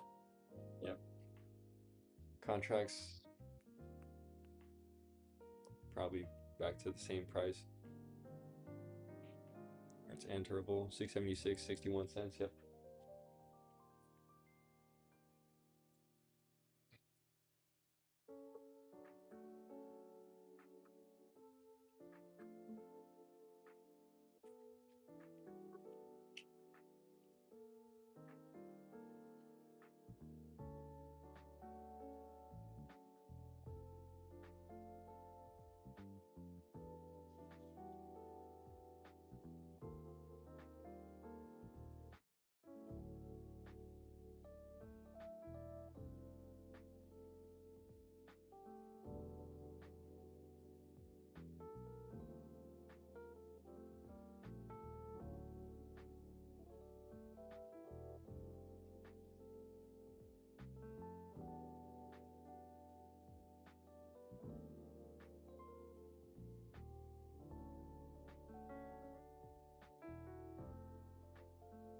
See, I don't understand this, because on this chart, on this 5 minute. Okay, I don't understand, because on this 5 minute chart, we're retesting the VWAP. This is the VWAP. We're retesting the VWAP on TradingView right here. But on Webull, this is the VWAP on Webull is down here. This is the VWAP on Webull right here. And then the 21 EMA is right here. And the 9 EMA is right above. So this is the 9 EMA, this is the 21 EMA on the Webull, and the VWAP is down here. Over here, it's just the VWAP right here, where the 21 is on Webull, and then there's nothing else. I don't have the other ones. Just the 100, the 50, and the 100. It's just confusing. Am I the only one that sees the difference on that chart? I'm confused. It is confusing me, because I feel like the other days I wasn't noticing a discrepancy between the VWAP and the 21 on TradingView on Webull. Very weird. Well, that's a decent entry too, though, right there. It's a good entry. I wouldn't take it during lunch. It's 20 minutes into lunch. Give it another hour, and then still have more time until. I'm probably going to be here the whole day, so I'm waiting for that. Waiting for the FOMC minutes. At least we'll probably get some volatility after the FOMC minutes at 2 o'clock Eastern.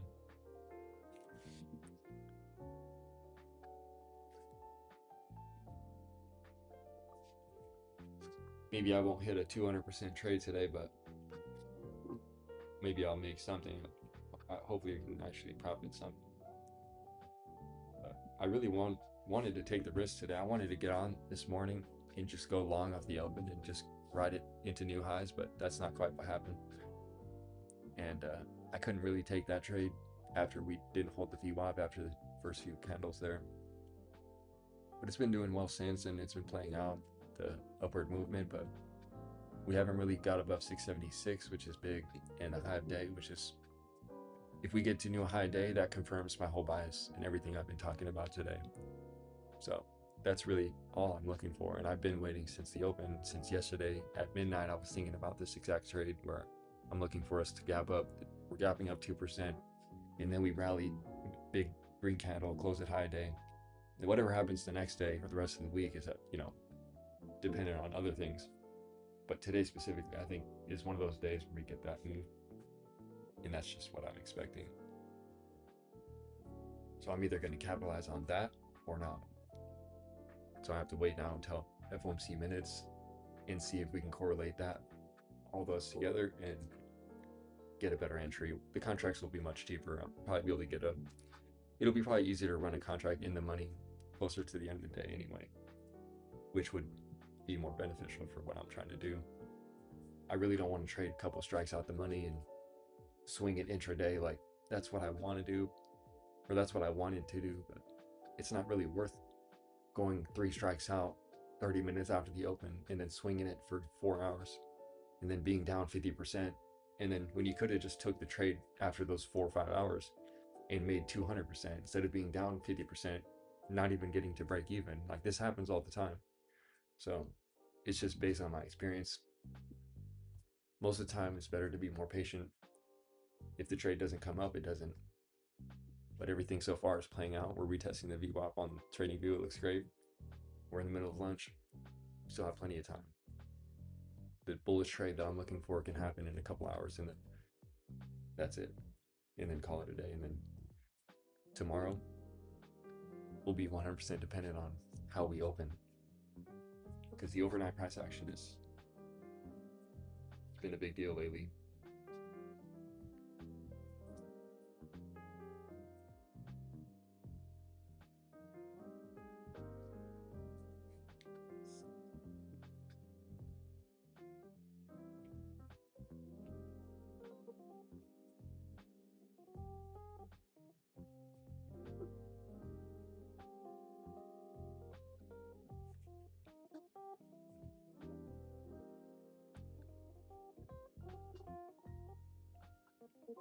And this is strictly trading, strictly day trading, strictly starting with day trading and scalping and moving the way up, opening up the flexibility and enabling myself to the freedom to trade, or the ability to trade freely. So moving from day trading and scalping into position trading, or more of a higher risk rewards lottery option type of momentum trading strategy, which I can't exactly do right now, which would mean I wouldn't hesitate on most trades. I would just take most trades with very small size, and it would work out in the fullness. But when you only have 1 or 2 trades, and then your win rate has to be a certain amount, you just have to wait for the right trades. But yeah, so the goal is just to move from being very slow and risky and having to be risky to being risk averse, and being able to do much more with much less.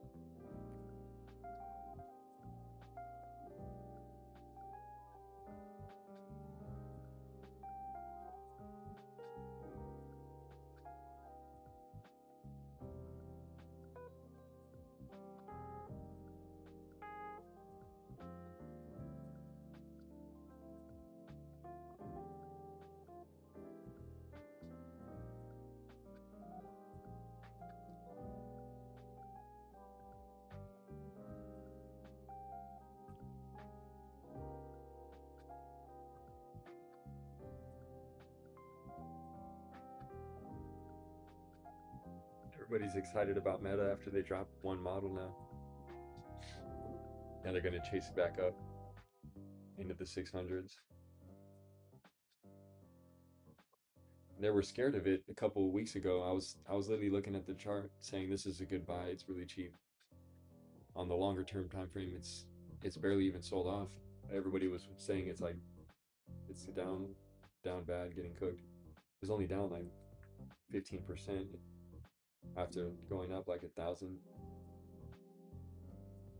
few years.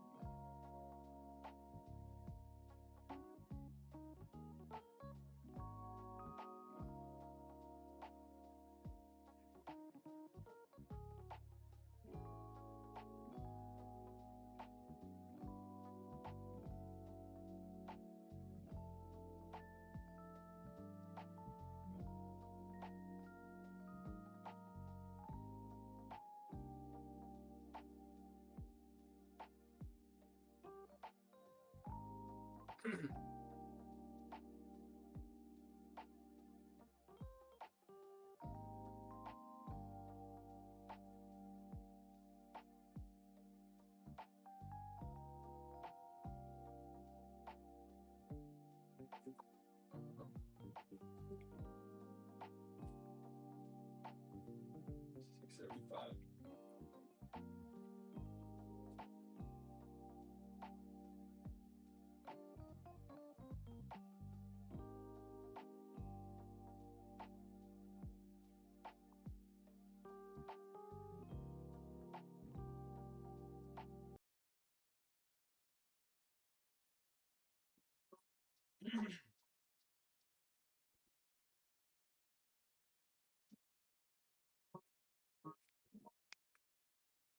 Damn it.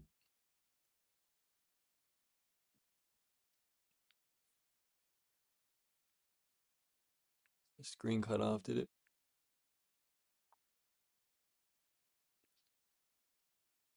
Oh no, it's not the screen, it's just the audio.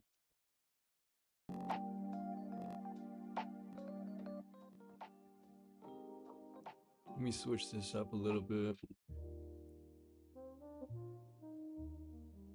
Still only halfway through lunchtime.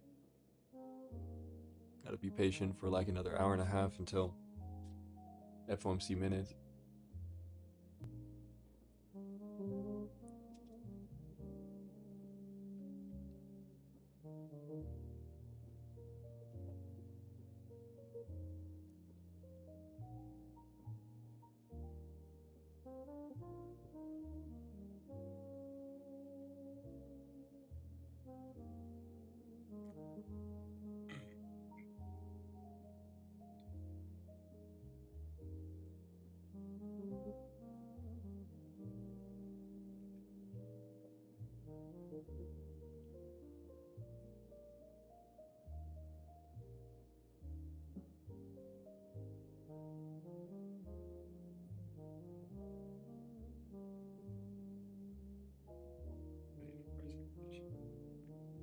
It's a bullish setup.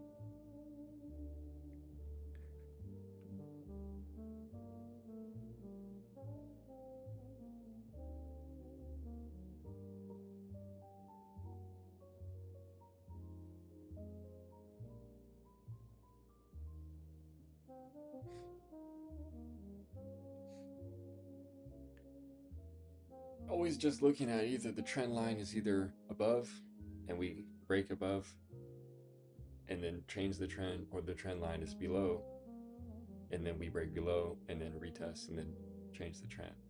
It's that simple. That's all that the chart does. It's one or the other. And we've done both so well. We've done the one so far, and what they're saying, people say that, we have a downtrend off the open and we break through and we start an uptrend,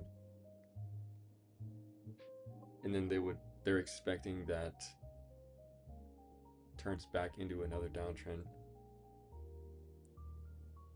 just because the uptrend is there.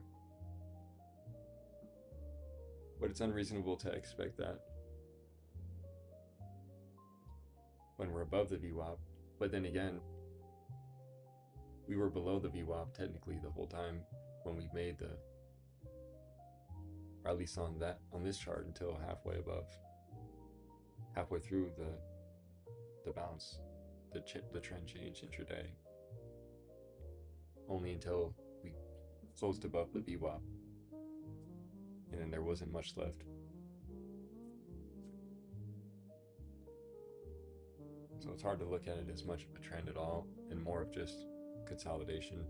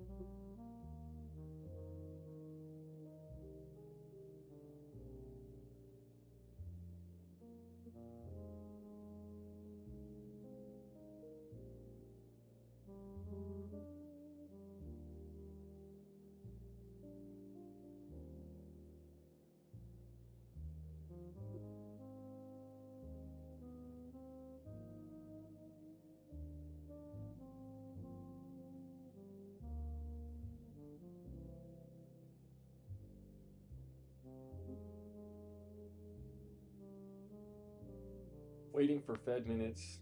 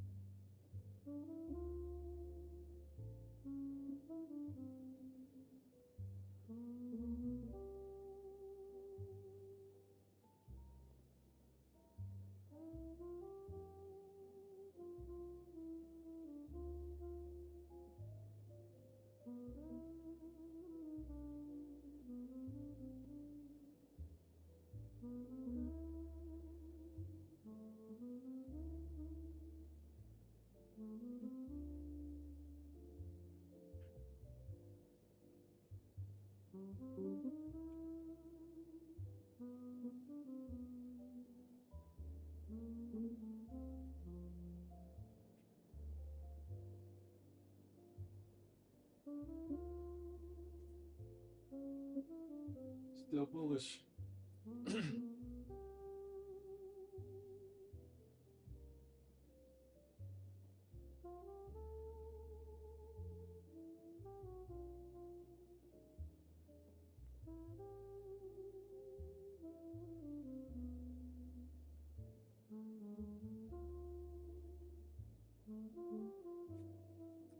Man, still going here. Gotta get a better entry. Gotta be a better trade.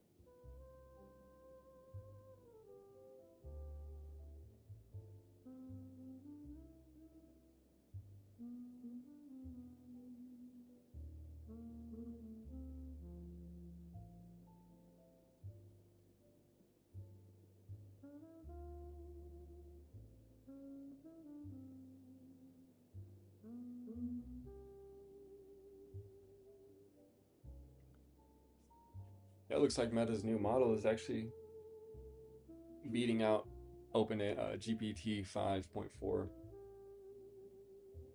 in most metrics. It's pretty solid. That's pretty good, honestly. Makes me want to try it out.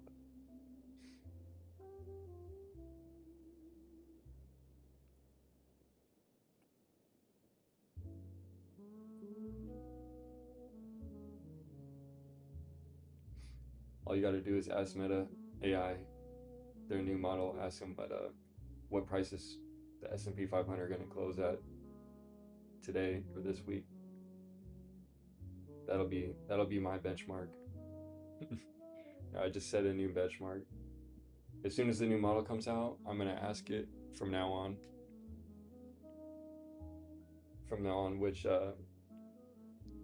what's the price of S&P 500 going to close at on that day, the day it came out, or the week thereof, something like that. I think that's a decent benchmark for my finance. Let's try it out.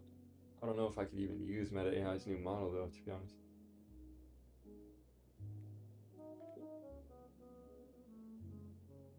How do I know which model it's using?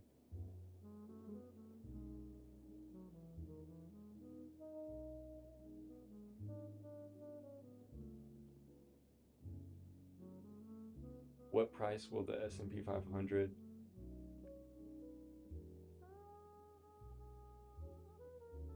ETF, ticker SPY, close at today on Wednesday, April 8th, 2026?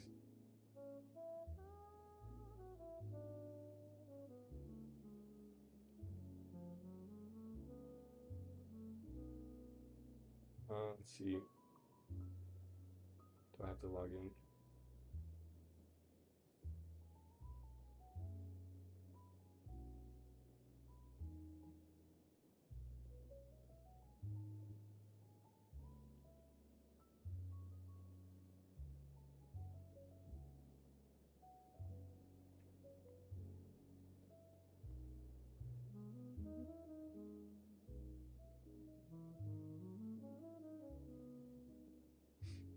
I don't know how do you use Meta AI? Do you have to use Meta AI on Instagram, bro?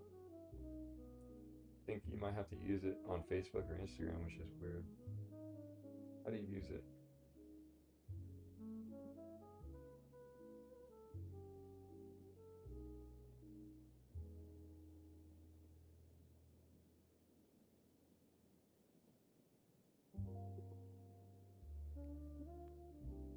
Okay, I got to get the app, man.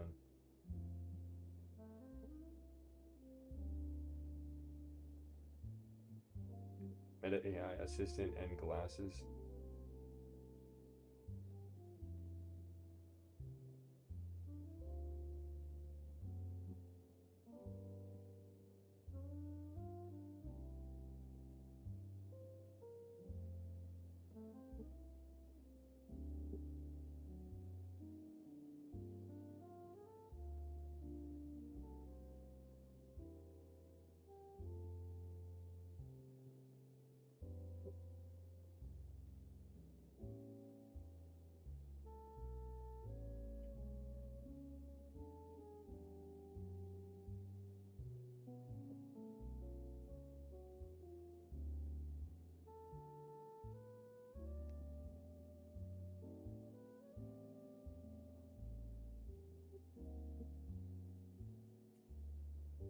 Meta AI 676. Oh man, look at that. 676.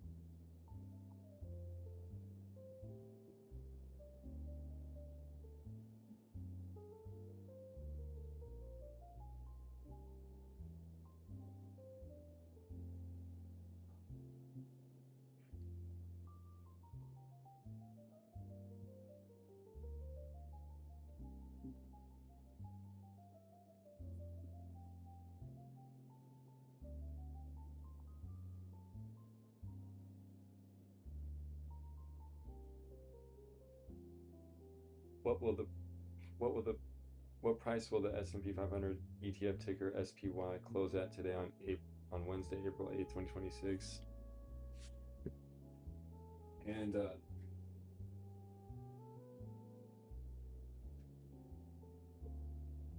and for the week ending April 10th, 2026.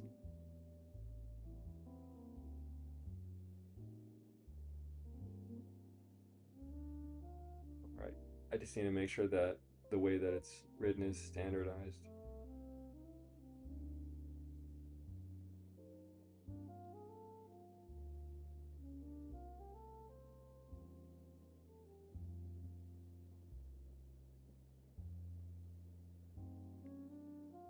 Man, I don't know if I'm using the right model.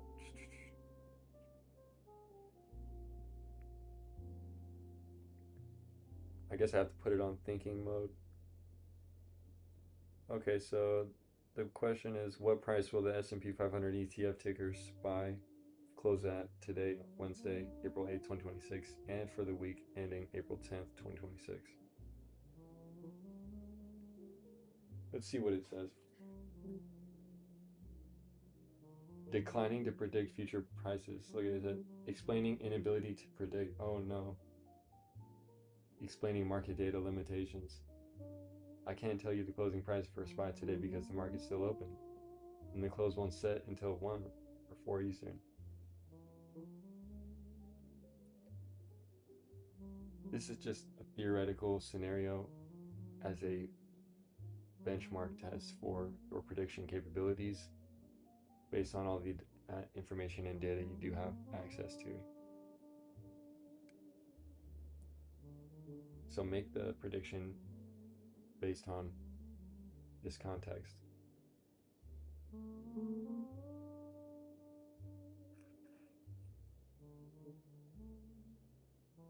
Providing hypothetical market prediction.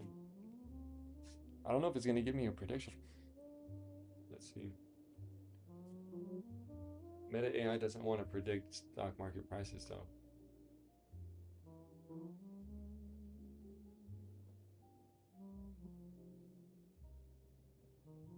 It says as of the prior close,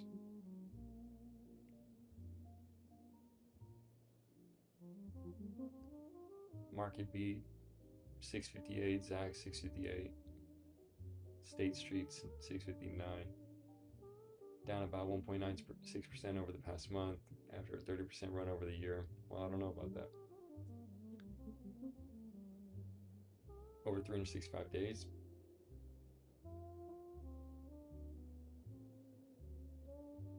Context points to a mild bounce, not a breakdown.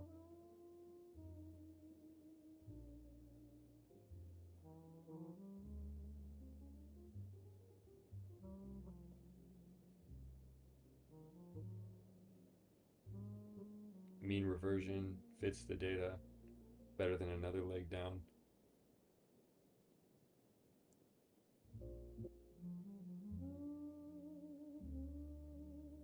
Yeah, but it's basing it on the close price yesterday at 659 or whatever.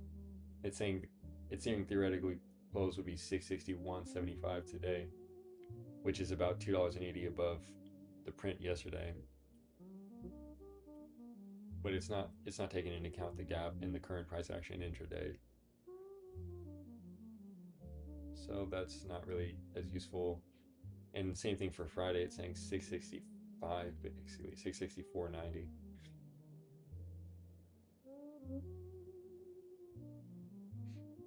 Well, that's still possible. 665 is not a bad spot for the end of the week, but well, it couldn't really give me.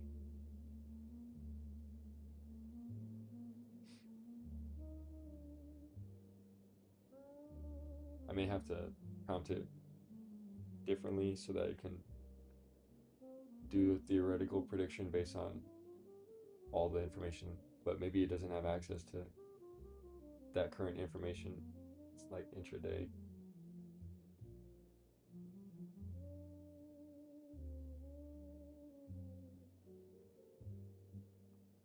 Good things take time to grow. Patience, persistence, and enjoying the ride is what it's all about.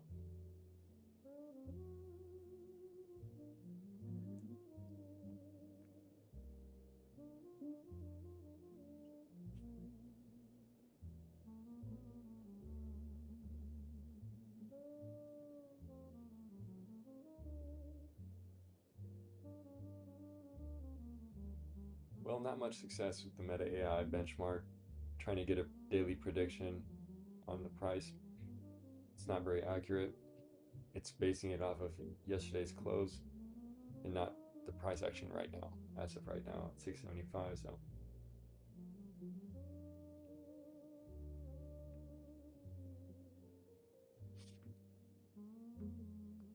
I'll try to figure out if there's a way I can do that, or if it has access to data that makes that possible.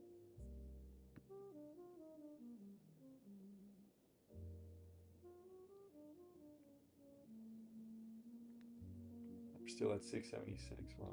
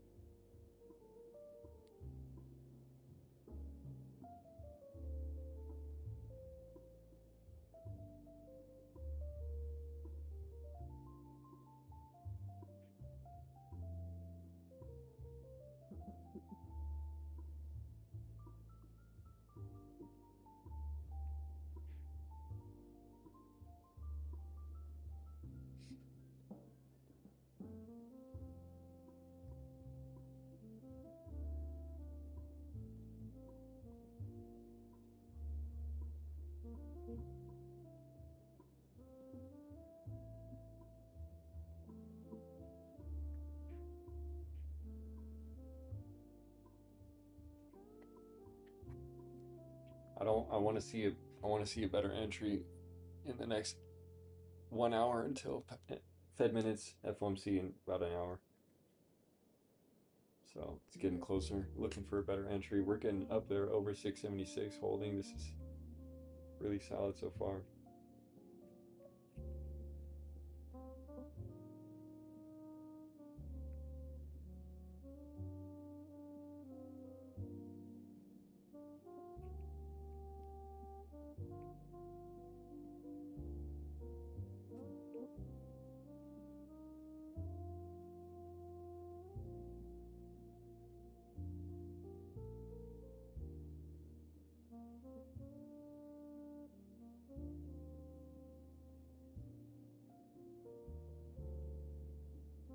Shit, spelled that wrong. Shit.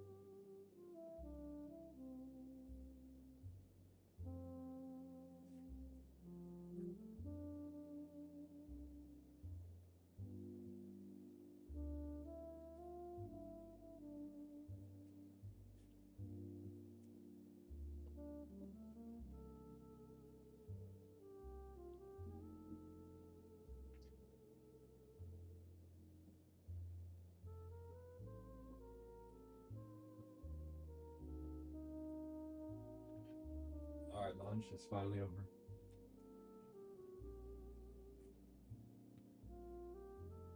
Let's go, let's go, let's go.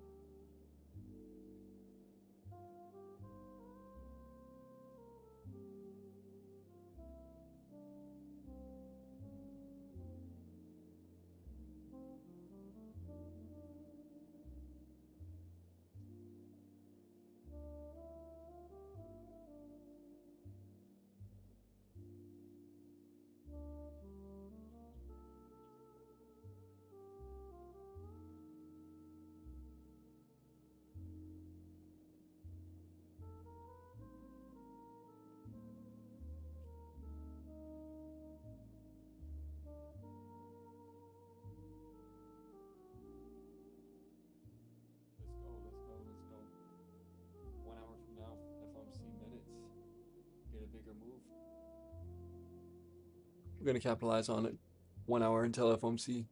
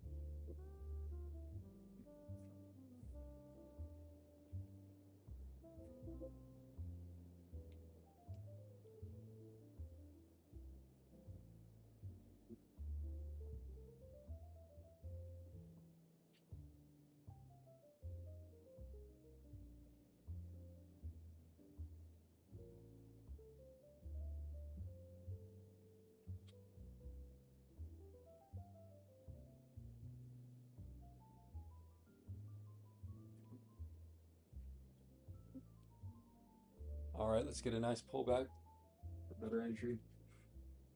Cool with it. Cool with that. Right at the 21 EMA here. Right.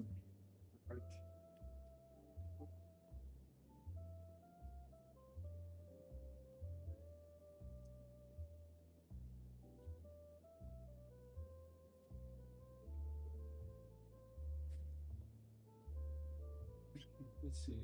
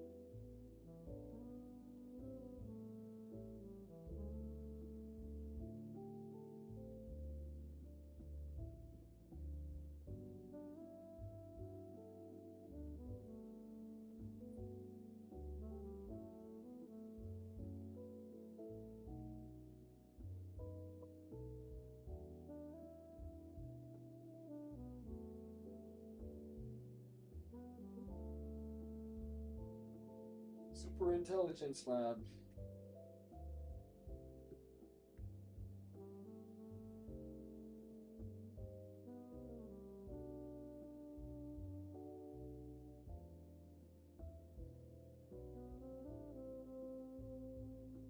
Hey, yo.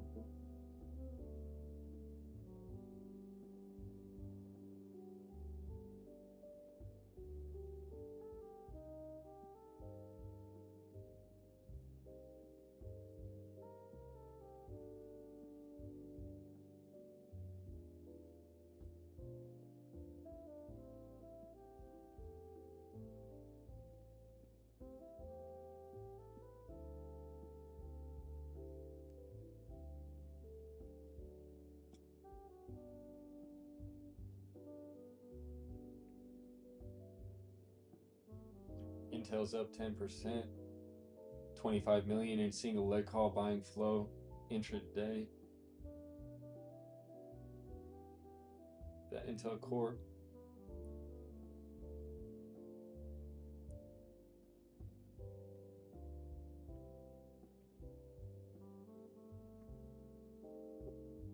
And Intel's actually at like a 5-year high. Intel's at all-time highs.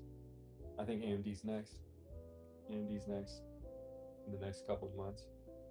And then after that, we'll get SpaceX. Then after that, we'll get OpenAI. And then after that, honestly, I'm not really sure. Tesla, something about Tesla there.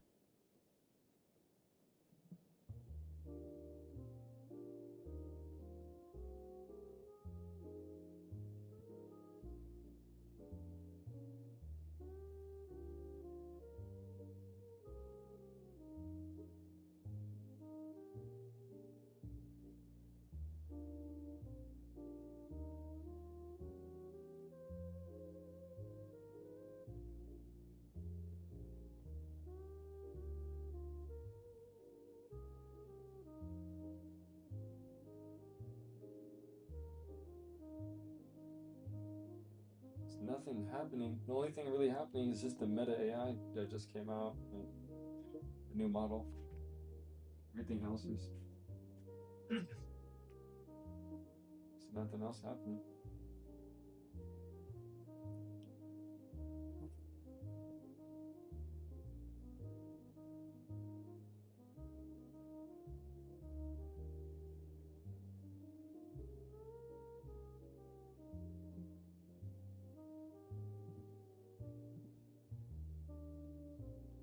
I'm not buying the short. I'm not buying the short.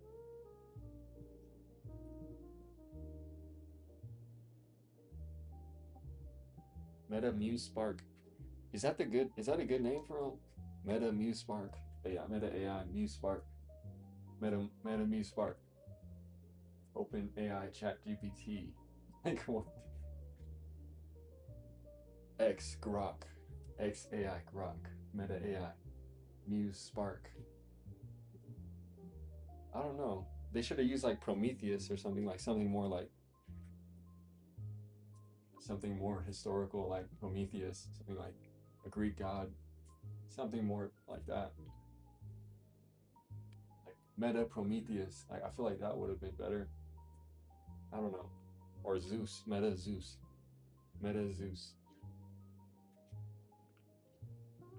Honestly, I don't know about Meta Muse Spark. I don't know.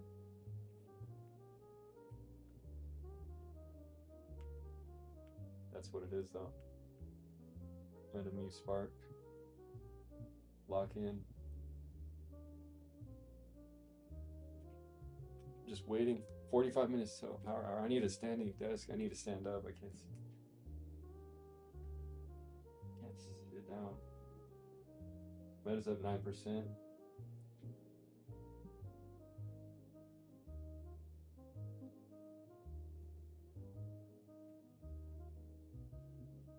Earnings season's coming up like next week. We got earnings season starting next week.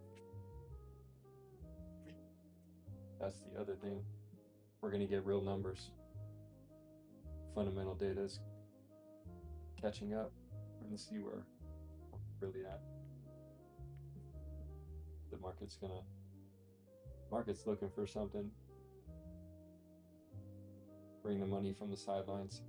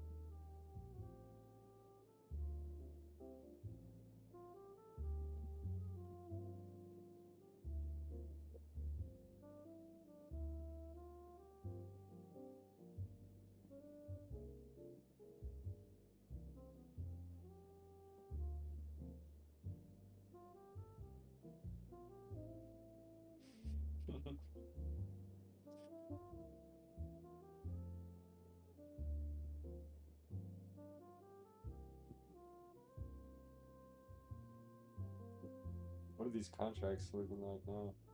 After lunch,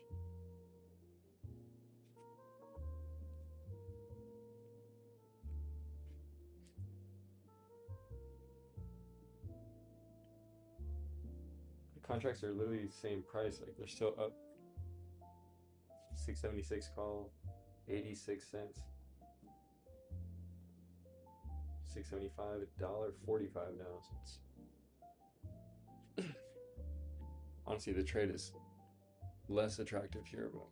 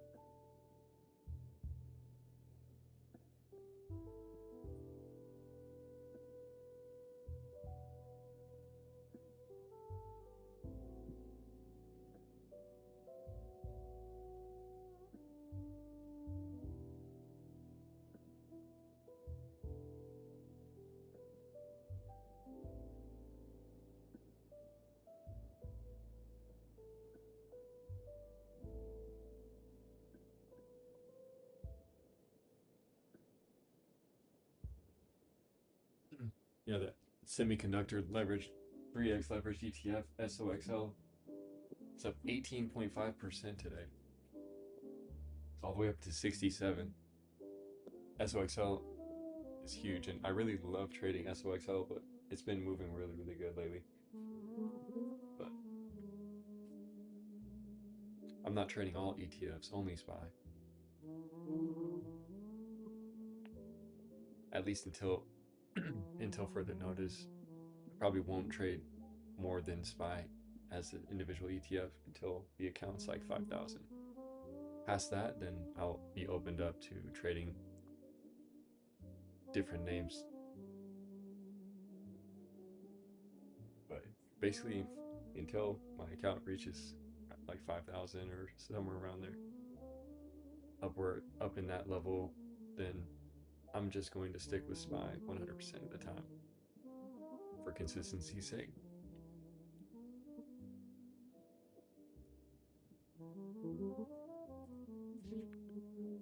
Let's see.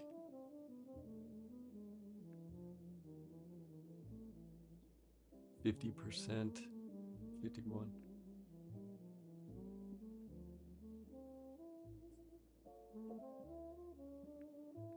VIX is cooked. Bitcoin needs to make a push to 80K. This is going to be, it needs to push here and then retest and then it can go. Until then, it's going to be stuck. It's in this weird spot. Silver, gold, looking decent. They're still constructive. Oil's still constructive even. Well, this is crude, WTI crude, but has a long ways to go still. Kind of like the VIX, but the VIX really, it's like down 50% from where it was almost. While oil is only down, 10, 15 maybe in the dollar.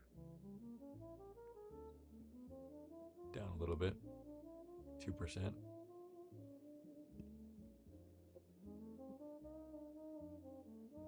Yeah. It's an interesting spot, but I'm really looking for that push. If I'm high key expecting like 670, I'm expecting a new high day. I don't know about 680 maybe, but ideally 680 would be a really solid move to make. But even if we make it 678, 9, would still make for a really good trade into the end of the day after the minutes and whatever. But it's pretty much all I'm looking for.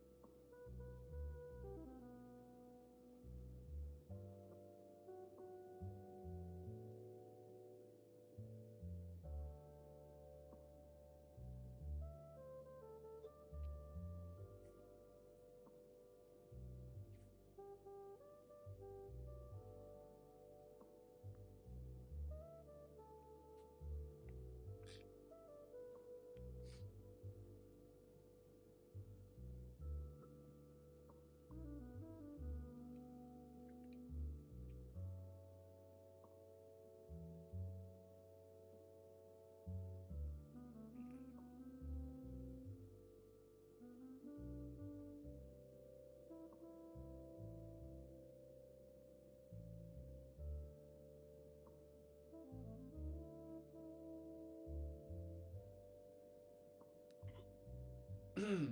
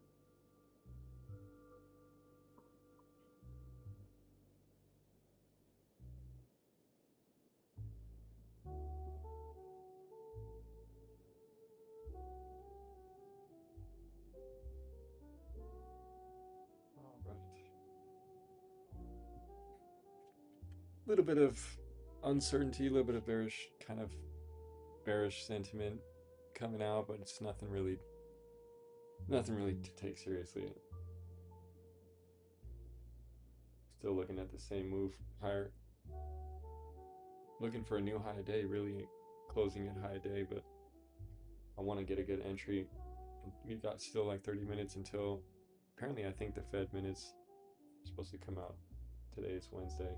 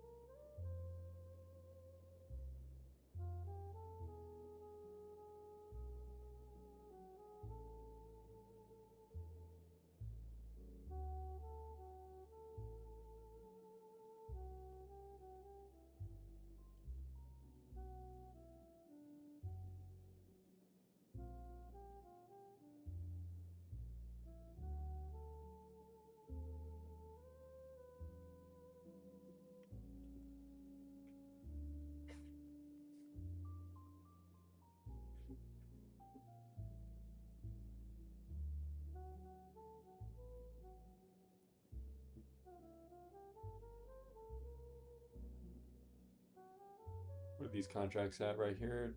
30 minutes before power. Still about the same price, 676.64 cents. So they're not really moving too much here. We're looking for more volatility.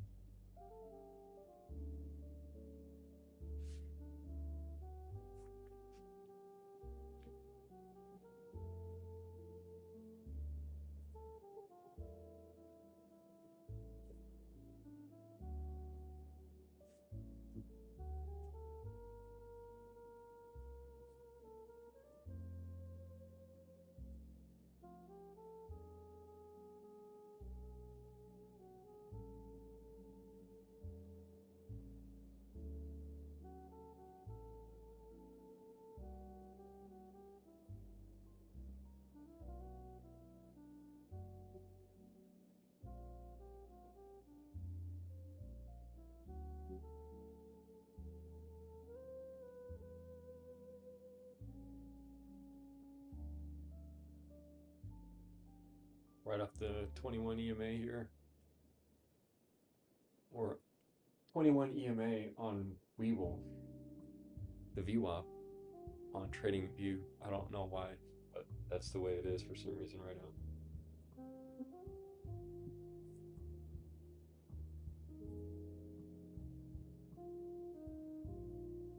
Don't get it.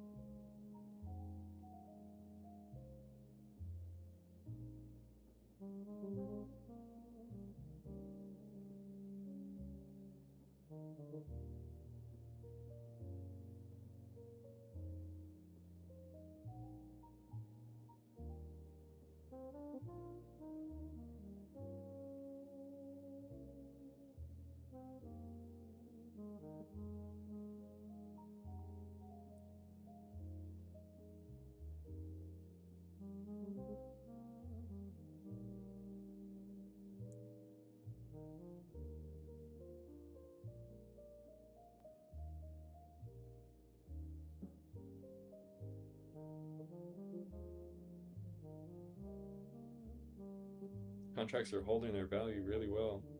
676, 675 call.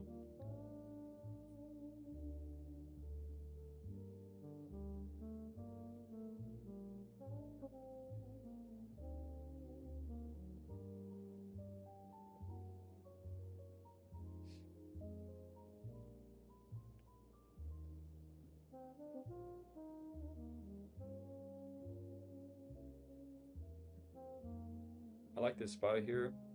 I don't know if I should enter early or if I would be able to get a better entry on this same contract. Because if I were to enter here around here, I would have to get a 677 for 40 cents.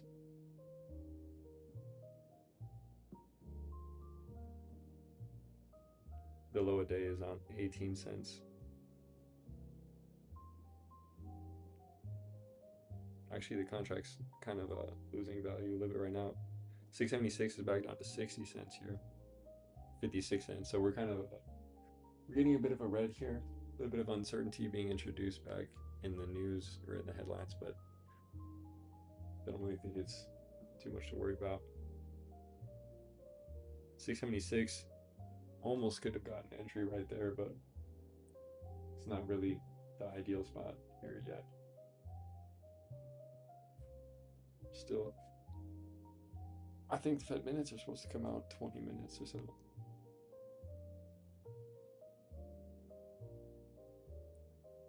Let me see.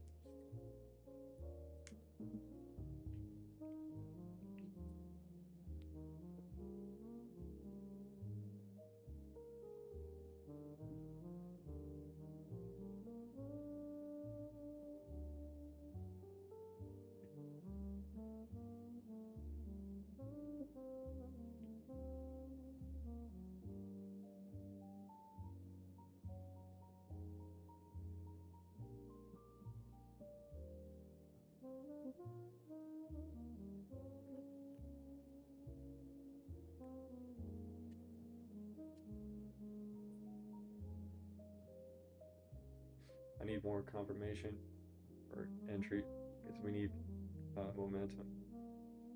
We've been consolidating for a little while, so going into this next hour should see momentum.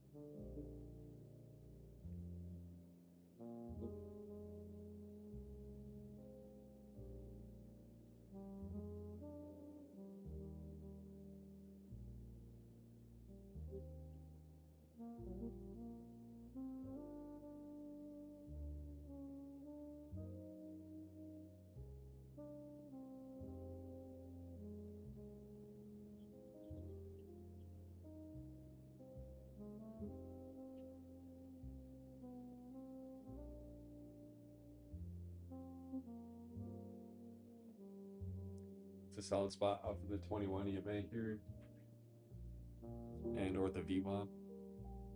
I'm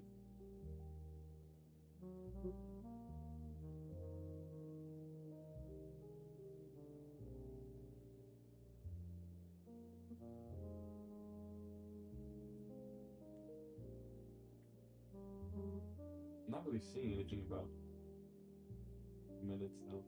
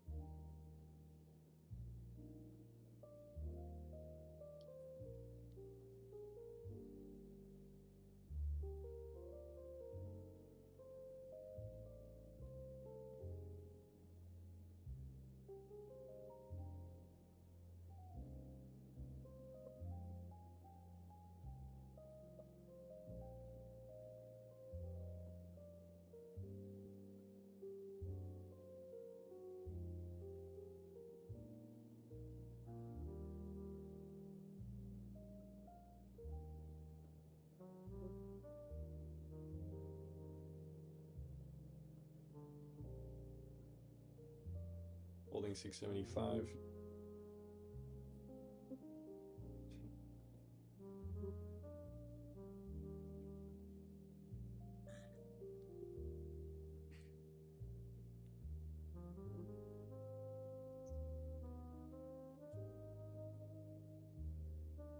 My phone is overheating now though.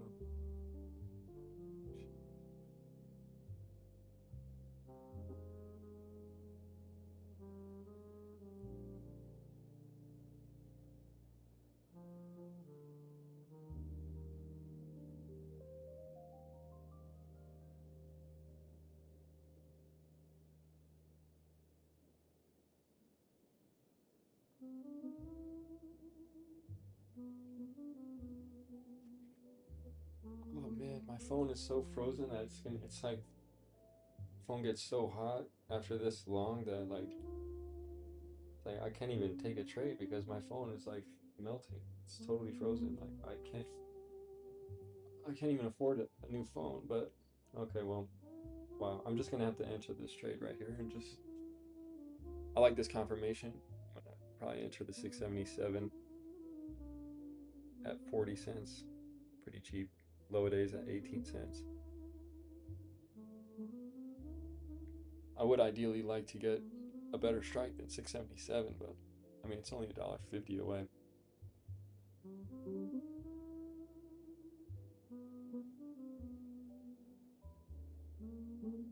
All right, I'm gonna enter right here at 40. Let me see, 41, 42.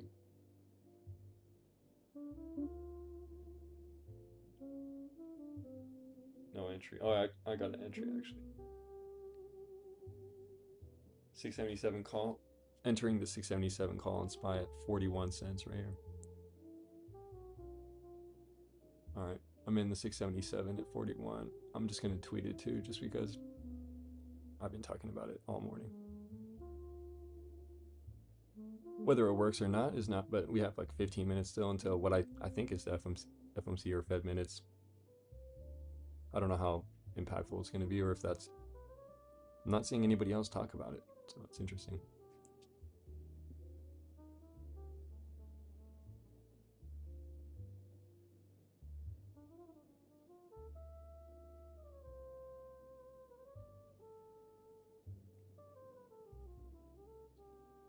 Okay. Entered SPY 677 call at 41 cents.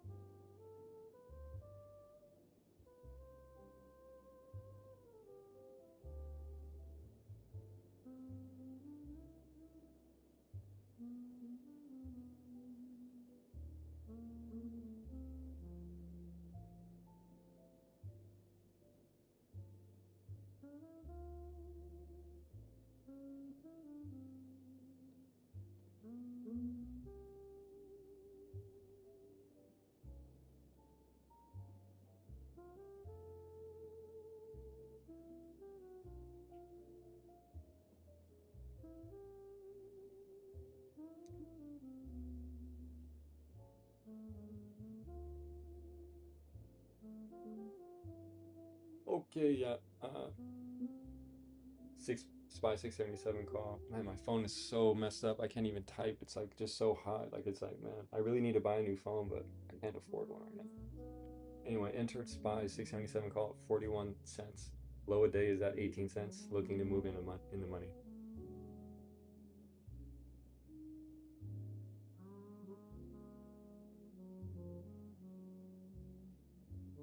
That's my thing. Well, that's all. Just that. It's just pretty simple. It's, my phone is like barely, not even letting me post it.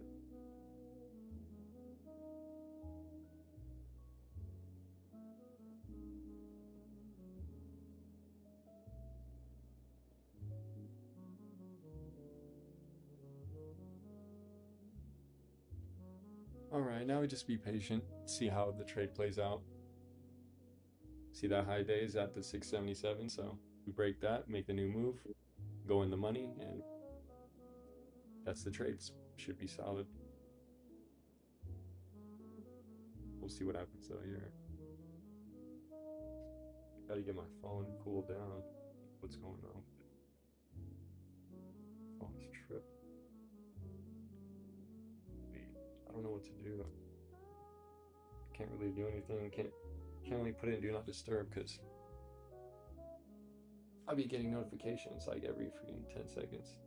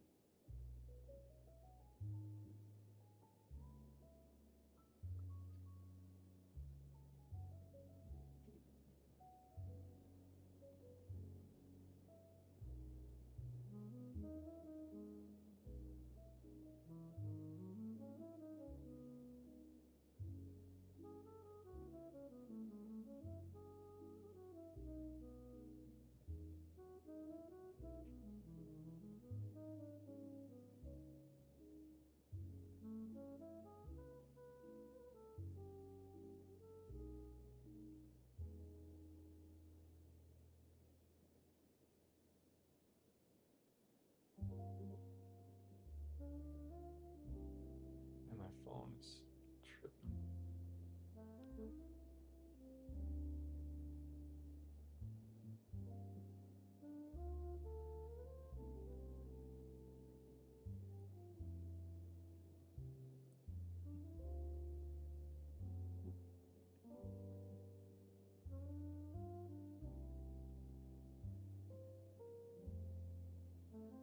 Is Spy High Day actually 677.08? Is that correct? Let me see. Is that actually accurate on Weebles?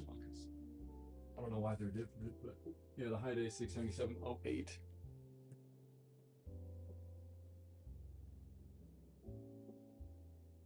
Yeah, high day is 677.08.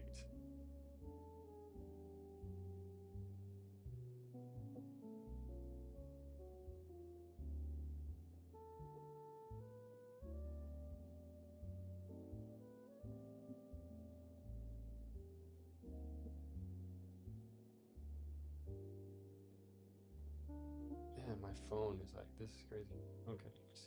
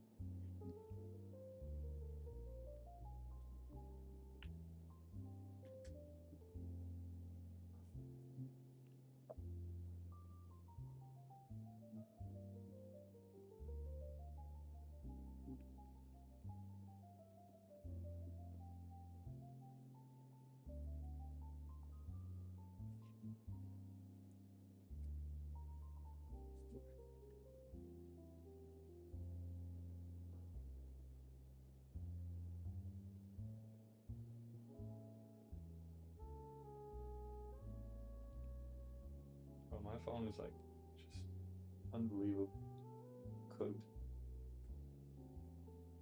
Wow, like so I can't even believe it. Anyway, okay, there we go. It just crashed.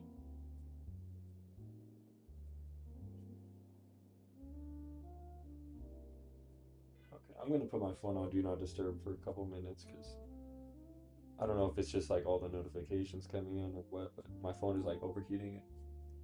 I'm like trying to type one letter and then it's just like frozen for like 30 seconds and then I try to swipe up to close the app and then it crashes. Like I just leave my phone down for a minute, let it charge while this trade plays out. It'll be obvious the way it plays out here. No, but we still have like 8 minutes until what I think is the final 2 hours of the day, and the minutes should come out. And maybe we'll get a reaction. Maybe it'll be a little bit more enthusiastic or enthusiasm coming in, pushing us into that new high day, which is what we're looking for.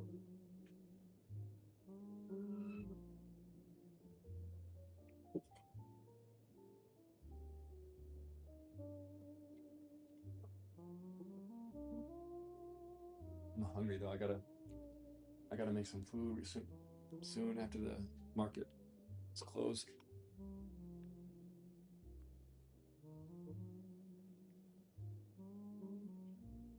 Getting hungry.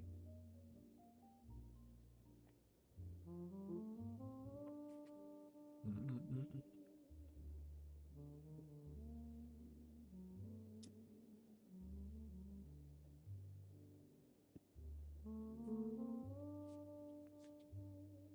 Okay, I'm gonna take this off the charger now. Move this back.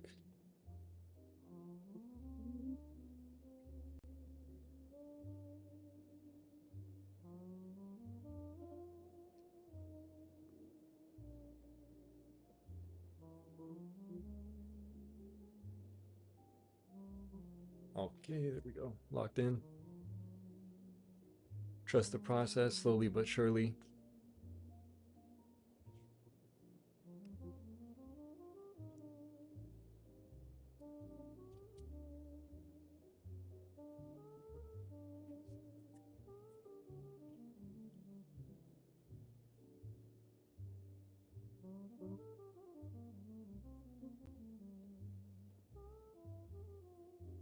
Okay, just gonna leave my phone down for a minute and just focus on the chart for a little bit.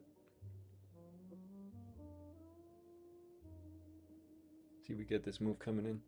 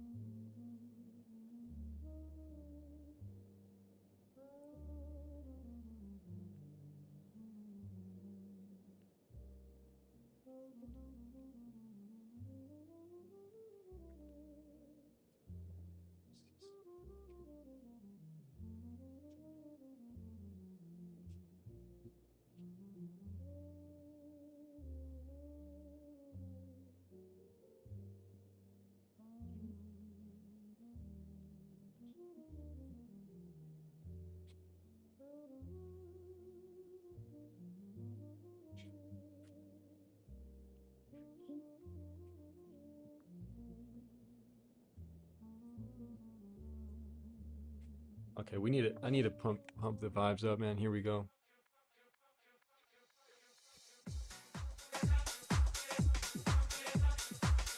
Need to get this going. Here we go. We gotta get this move. New high day's coming. 6 minutes. 4 minutes until 2 o'clock. Fed minutes coming.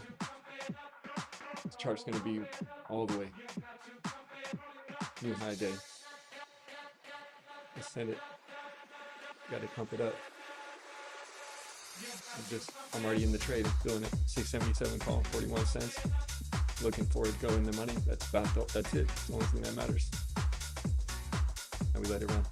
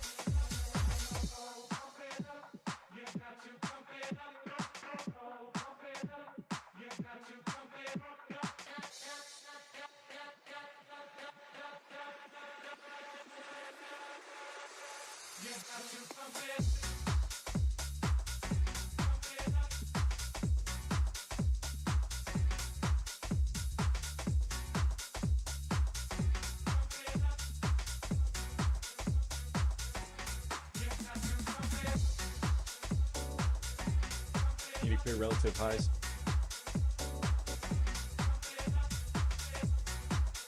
$676.50. Need to clear. We have to clear. There's the candle right there. There's the 2 o'clock. There's the 2 o'clock candle.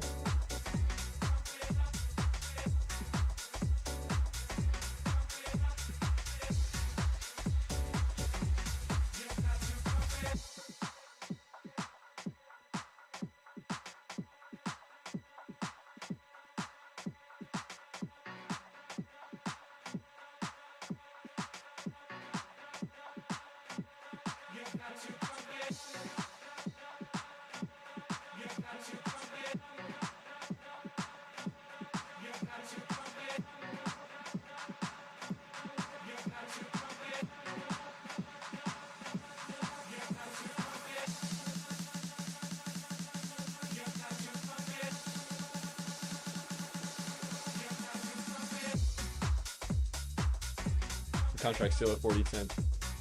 677 call. Let's send it. Reaction higher. There we go. Okay, let's go. Come on. We need to go through 676, 676.50 relative highs. Then I'll new high day 677.08. Push through. Push through. Love it.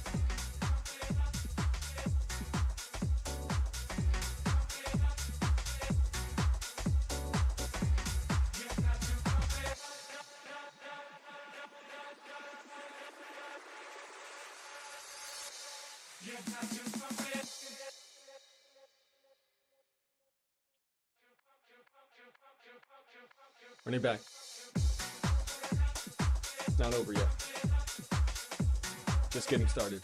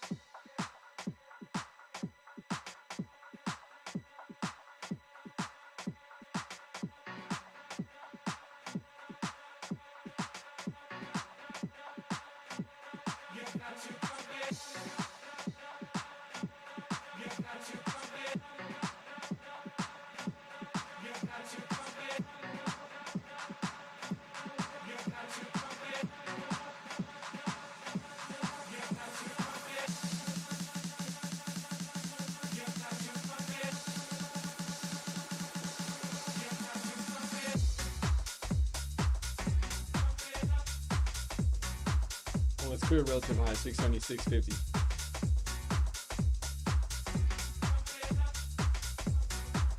That's the signal.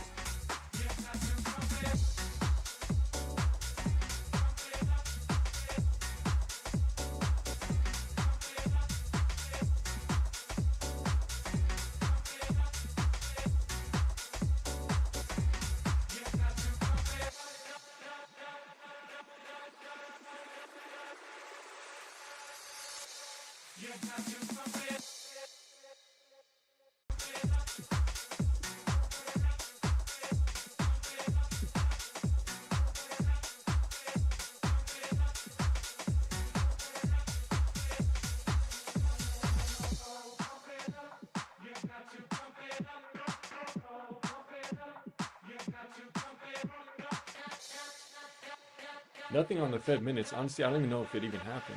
I'm not even sure. I didn't verify. I didn't check on the website. But either way, I haven't seen anything about it. Okay, the minutes did come out. It shows growing numbers of policymakers showing a strong case for two-sided description for future interest rate description. So basically, it's still transitory interest rates. They're just pushing their cuts further into the future. They're saying the markets can't deter them from what they're already doing. So it means that they're not going to hike. Everyone thinks that they might hike because the oil's up or whatever's happening. They're not going to hike. It's not going to deter them. The markets aren't going to change what they're doing. They're still going to cut twice, but it's probably going to be pushed out closer to the end of this year and next year. That's basically what the Fed minutes is saying, from what I'm getting just from a quick glance. So it's just what I thought I needed. Yeah, they posted the minutes on their website, Federal Reserve out there.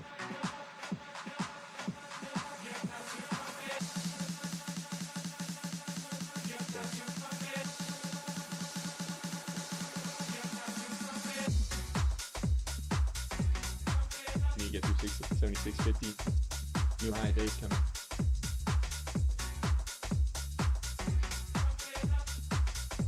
I'm in for it.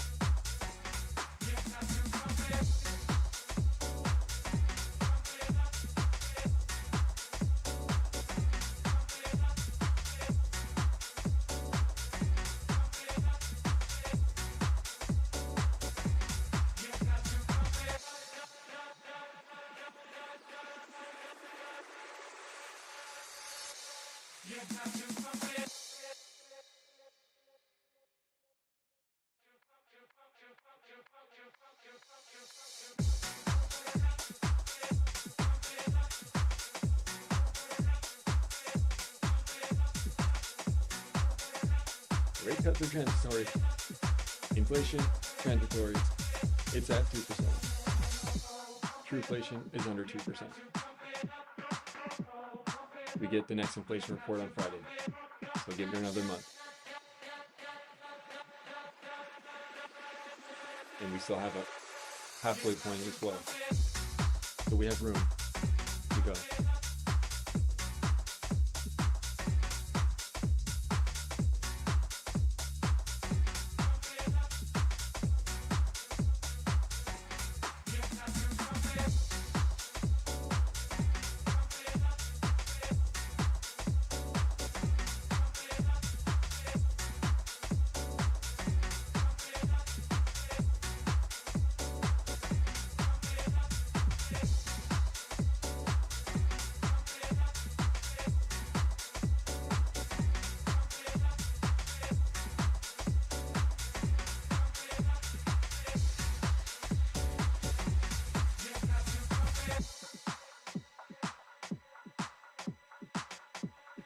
The Fed's not deterred, neither is the market.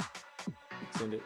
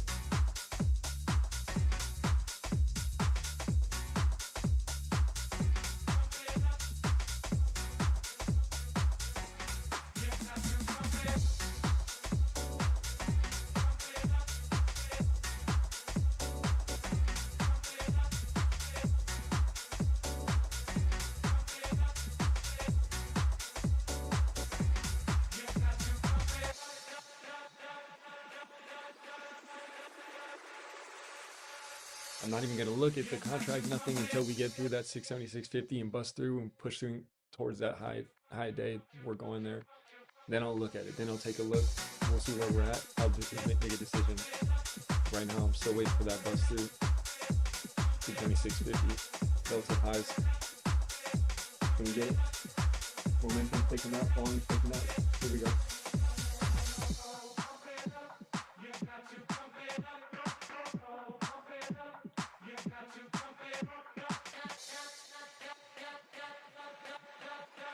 Let's keep it going.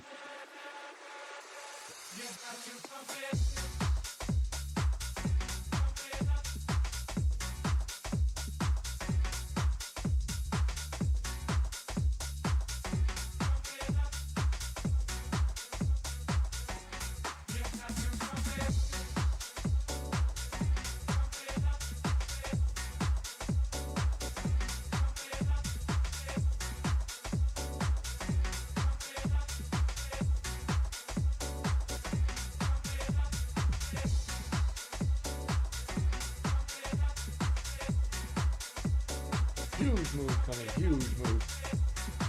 Huge move coming.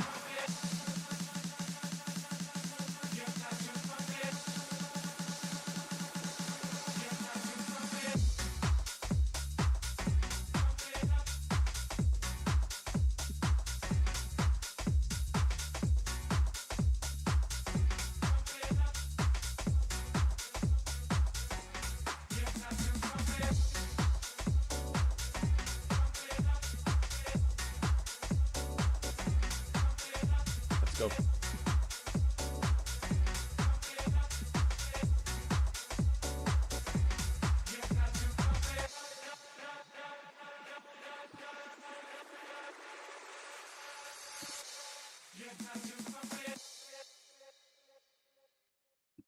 Now let's put that in the background a little bit. Here we go. Let's get this momentum going. Can't stop it though. Can't stop it.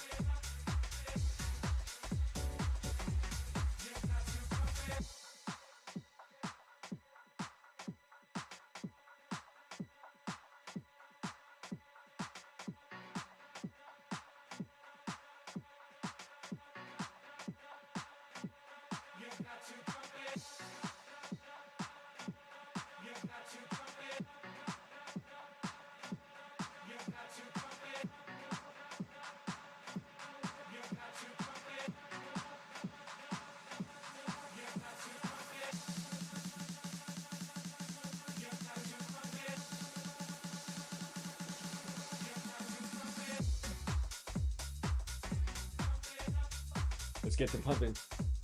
Let's get to pumping. I'm locked in. Been locked in for 4 hours now. Let's go. playing out perfectly.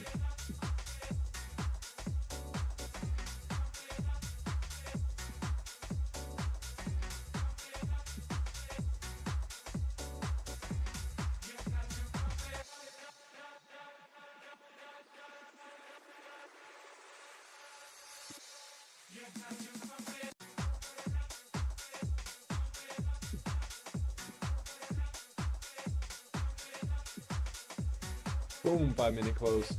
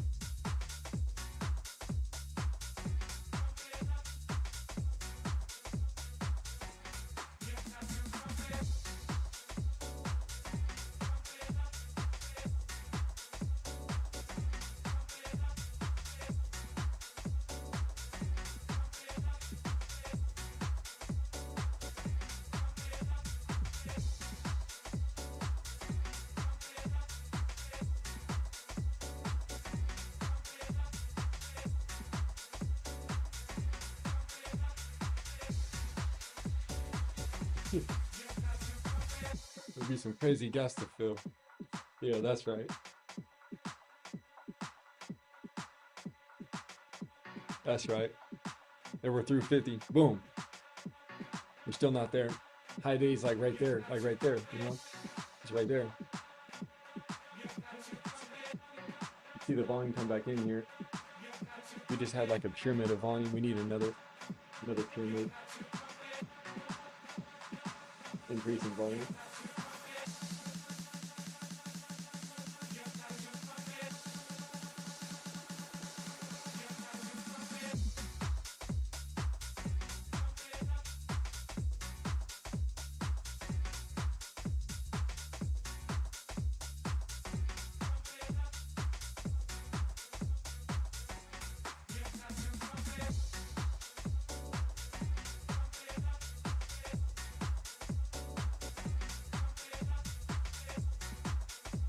Yeah, that's right.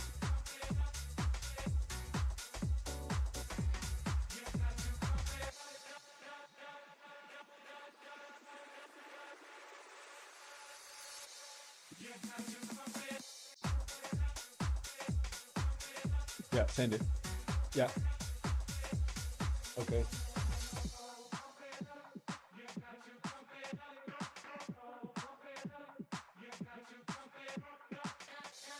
We're getting there.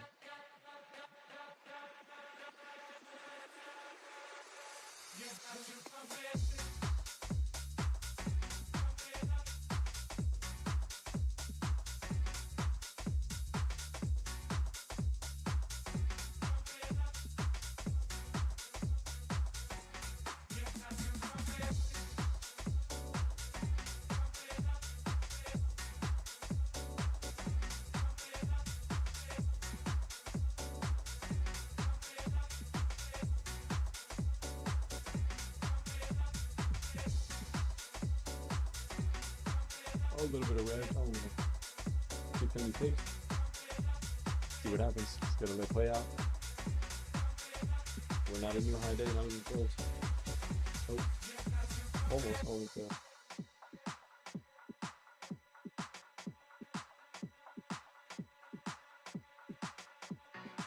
Oh no. Red candle. Okay. Okay. Yeah, that's codes now. Got to break even, almost below break even a little bit.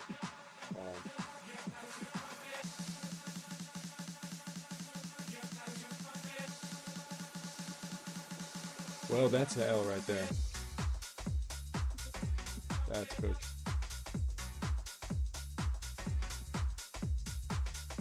Yeah, I wanted the opposite to happen, actually. But there we go. Well, yeah, that's the price. Waste of time.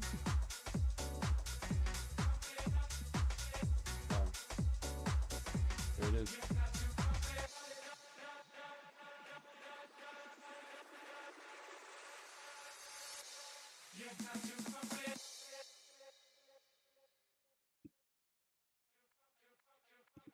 Well, I guess it wasn't enough that just couldn't do it. Just couldn't do it.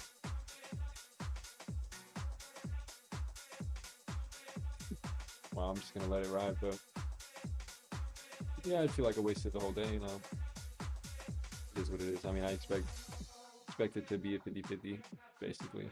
I tried to increase it a little bit, but yeah. I mean, that candle, I don't know what's up with that.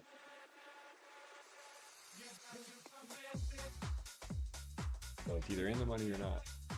I really, it just sucks because we have like 2 hours left. Hour and a half of what? Of this? Man. But it happened.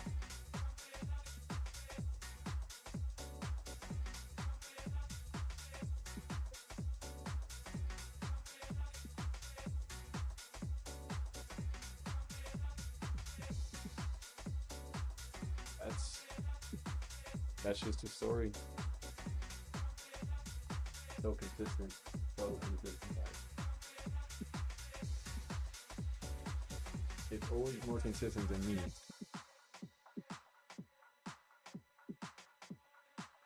And there lies the issue.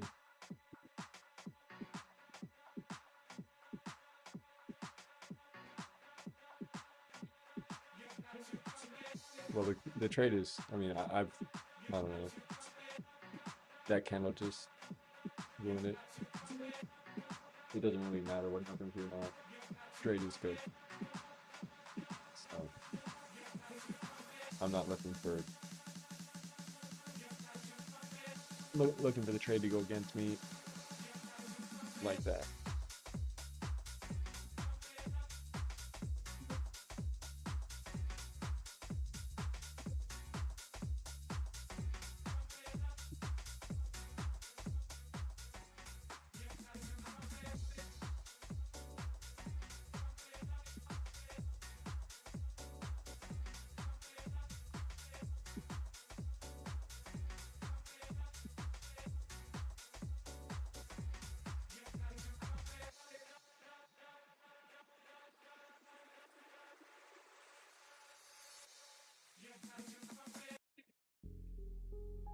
All right, I'm gonna switch this over here now.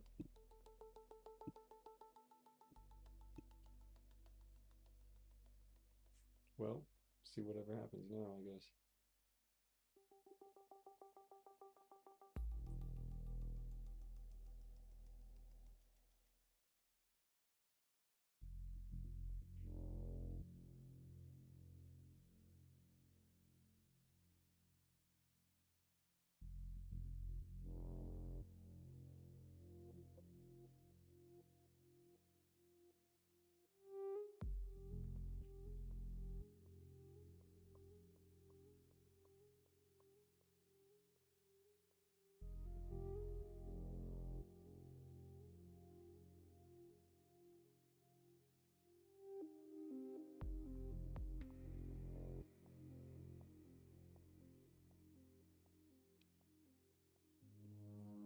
Well, no, just let the market close and,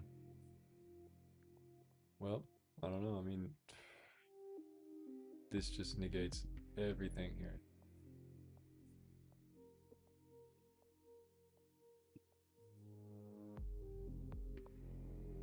It's gonna be hard to stay on until it closes if this is the price action. If this is it, I mean, I may not be able to stay another hour and a half because it's just a huge waste of time. I'm not making money. Well, looks like I'm gonna lose it here because I'm pretty sure my contract's down $10. No, not that bad, but the chart says otherwise. The chart says that I'm down 50% in my contract. But, so, I mean, You really just can't make it up.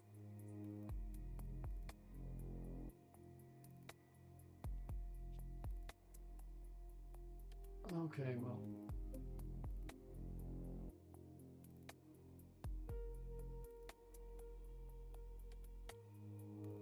I don't know. I don't know why that candle has to exist there, but it does. And it always does. That candle always shows up every fucking time.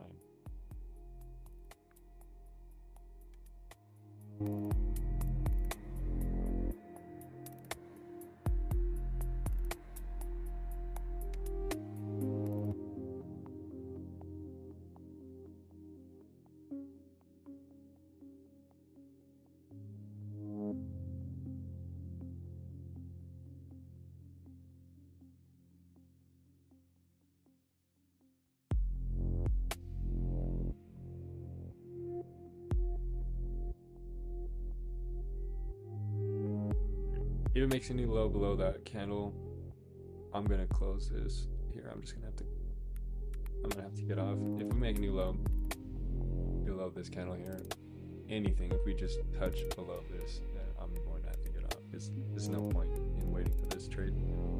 Whatever happens to it happens, but 99.9% sure it's not gonna go in the money at this point, specifically if that happens. So.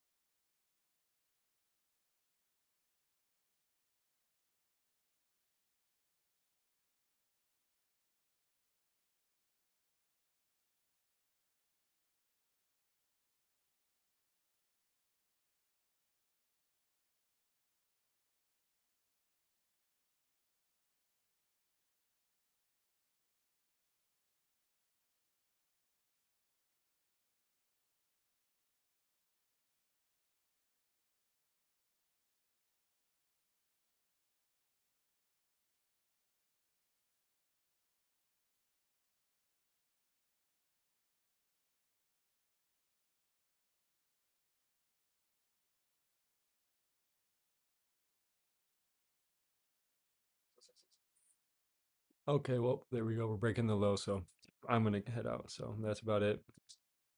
Unfortunately, I just have to start over another time. So figure it out. It's just ridiculous. It's just tiring. Really, really, really, really, really, really, really tiring to do this for absolutely nothing. Can't even take the trades I want to take. Just end up taking a trade, just getting fucking cooked on some shit like that. So I don't know. Whatever. Absolutely terrible.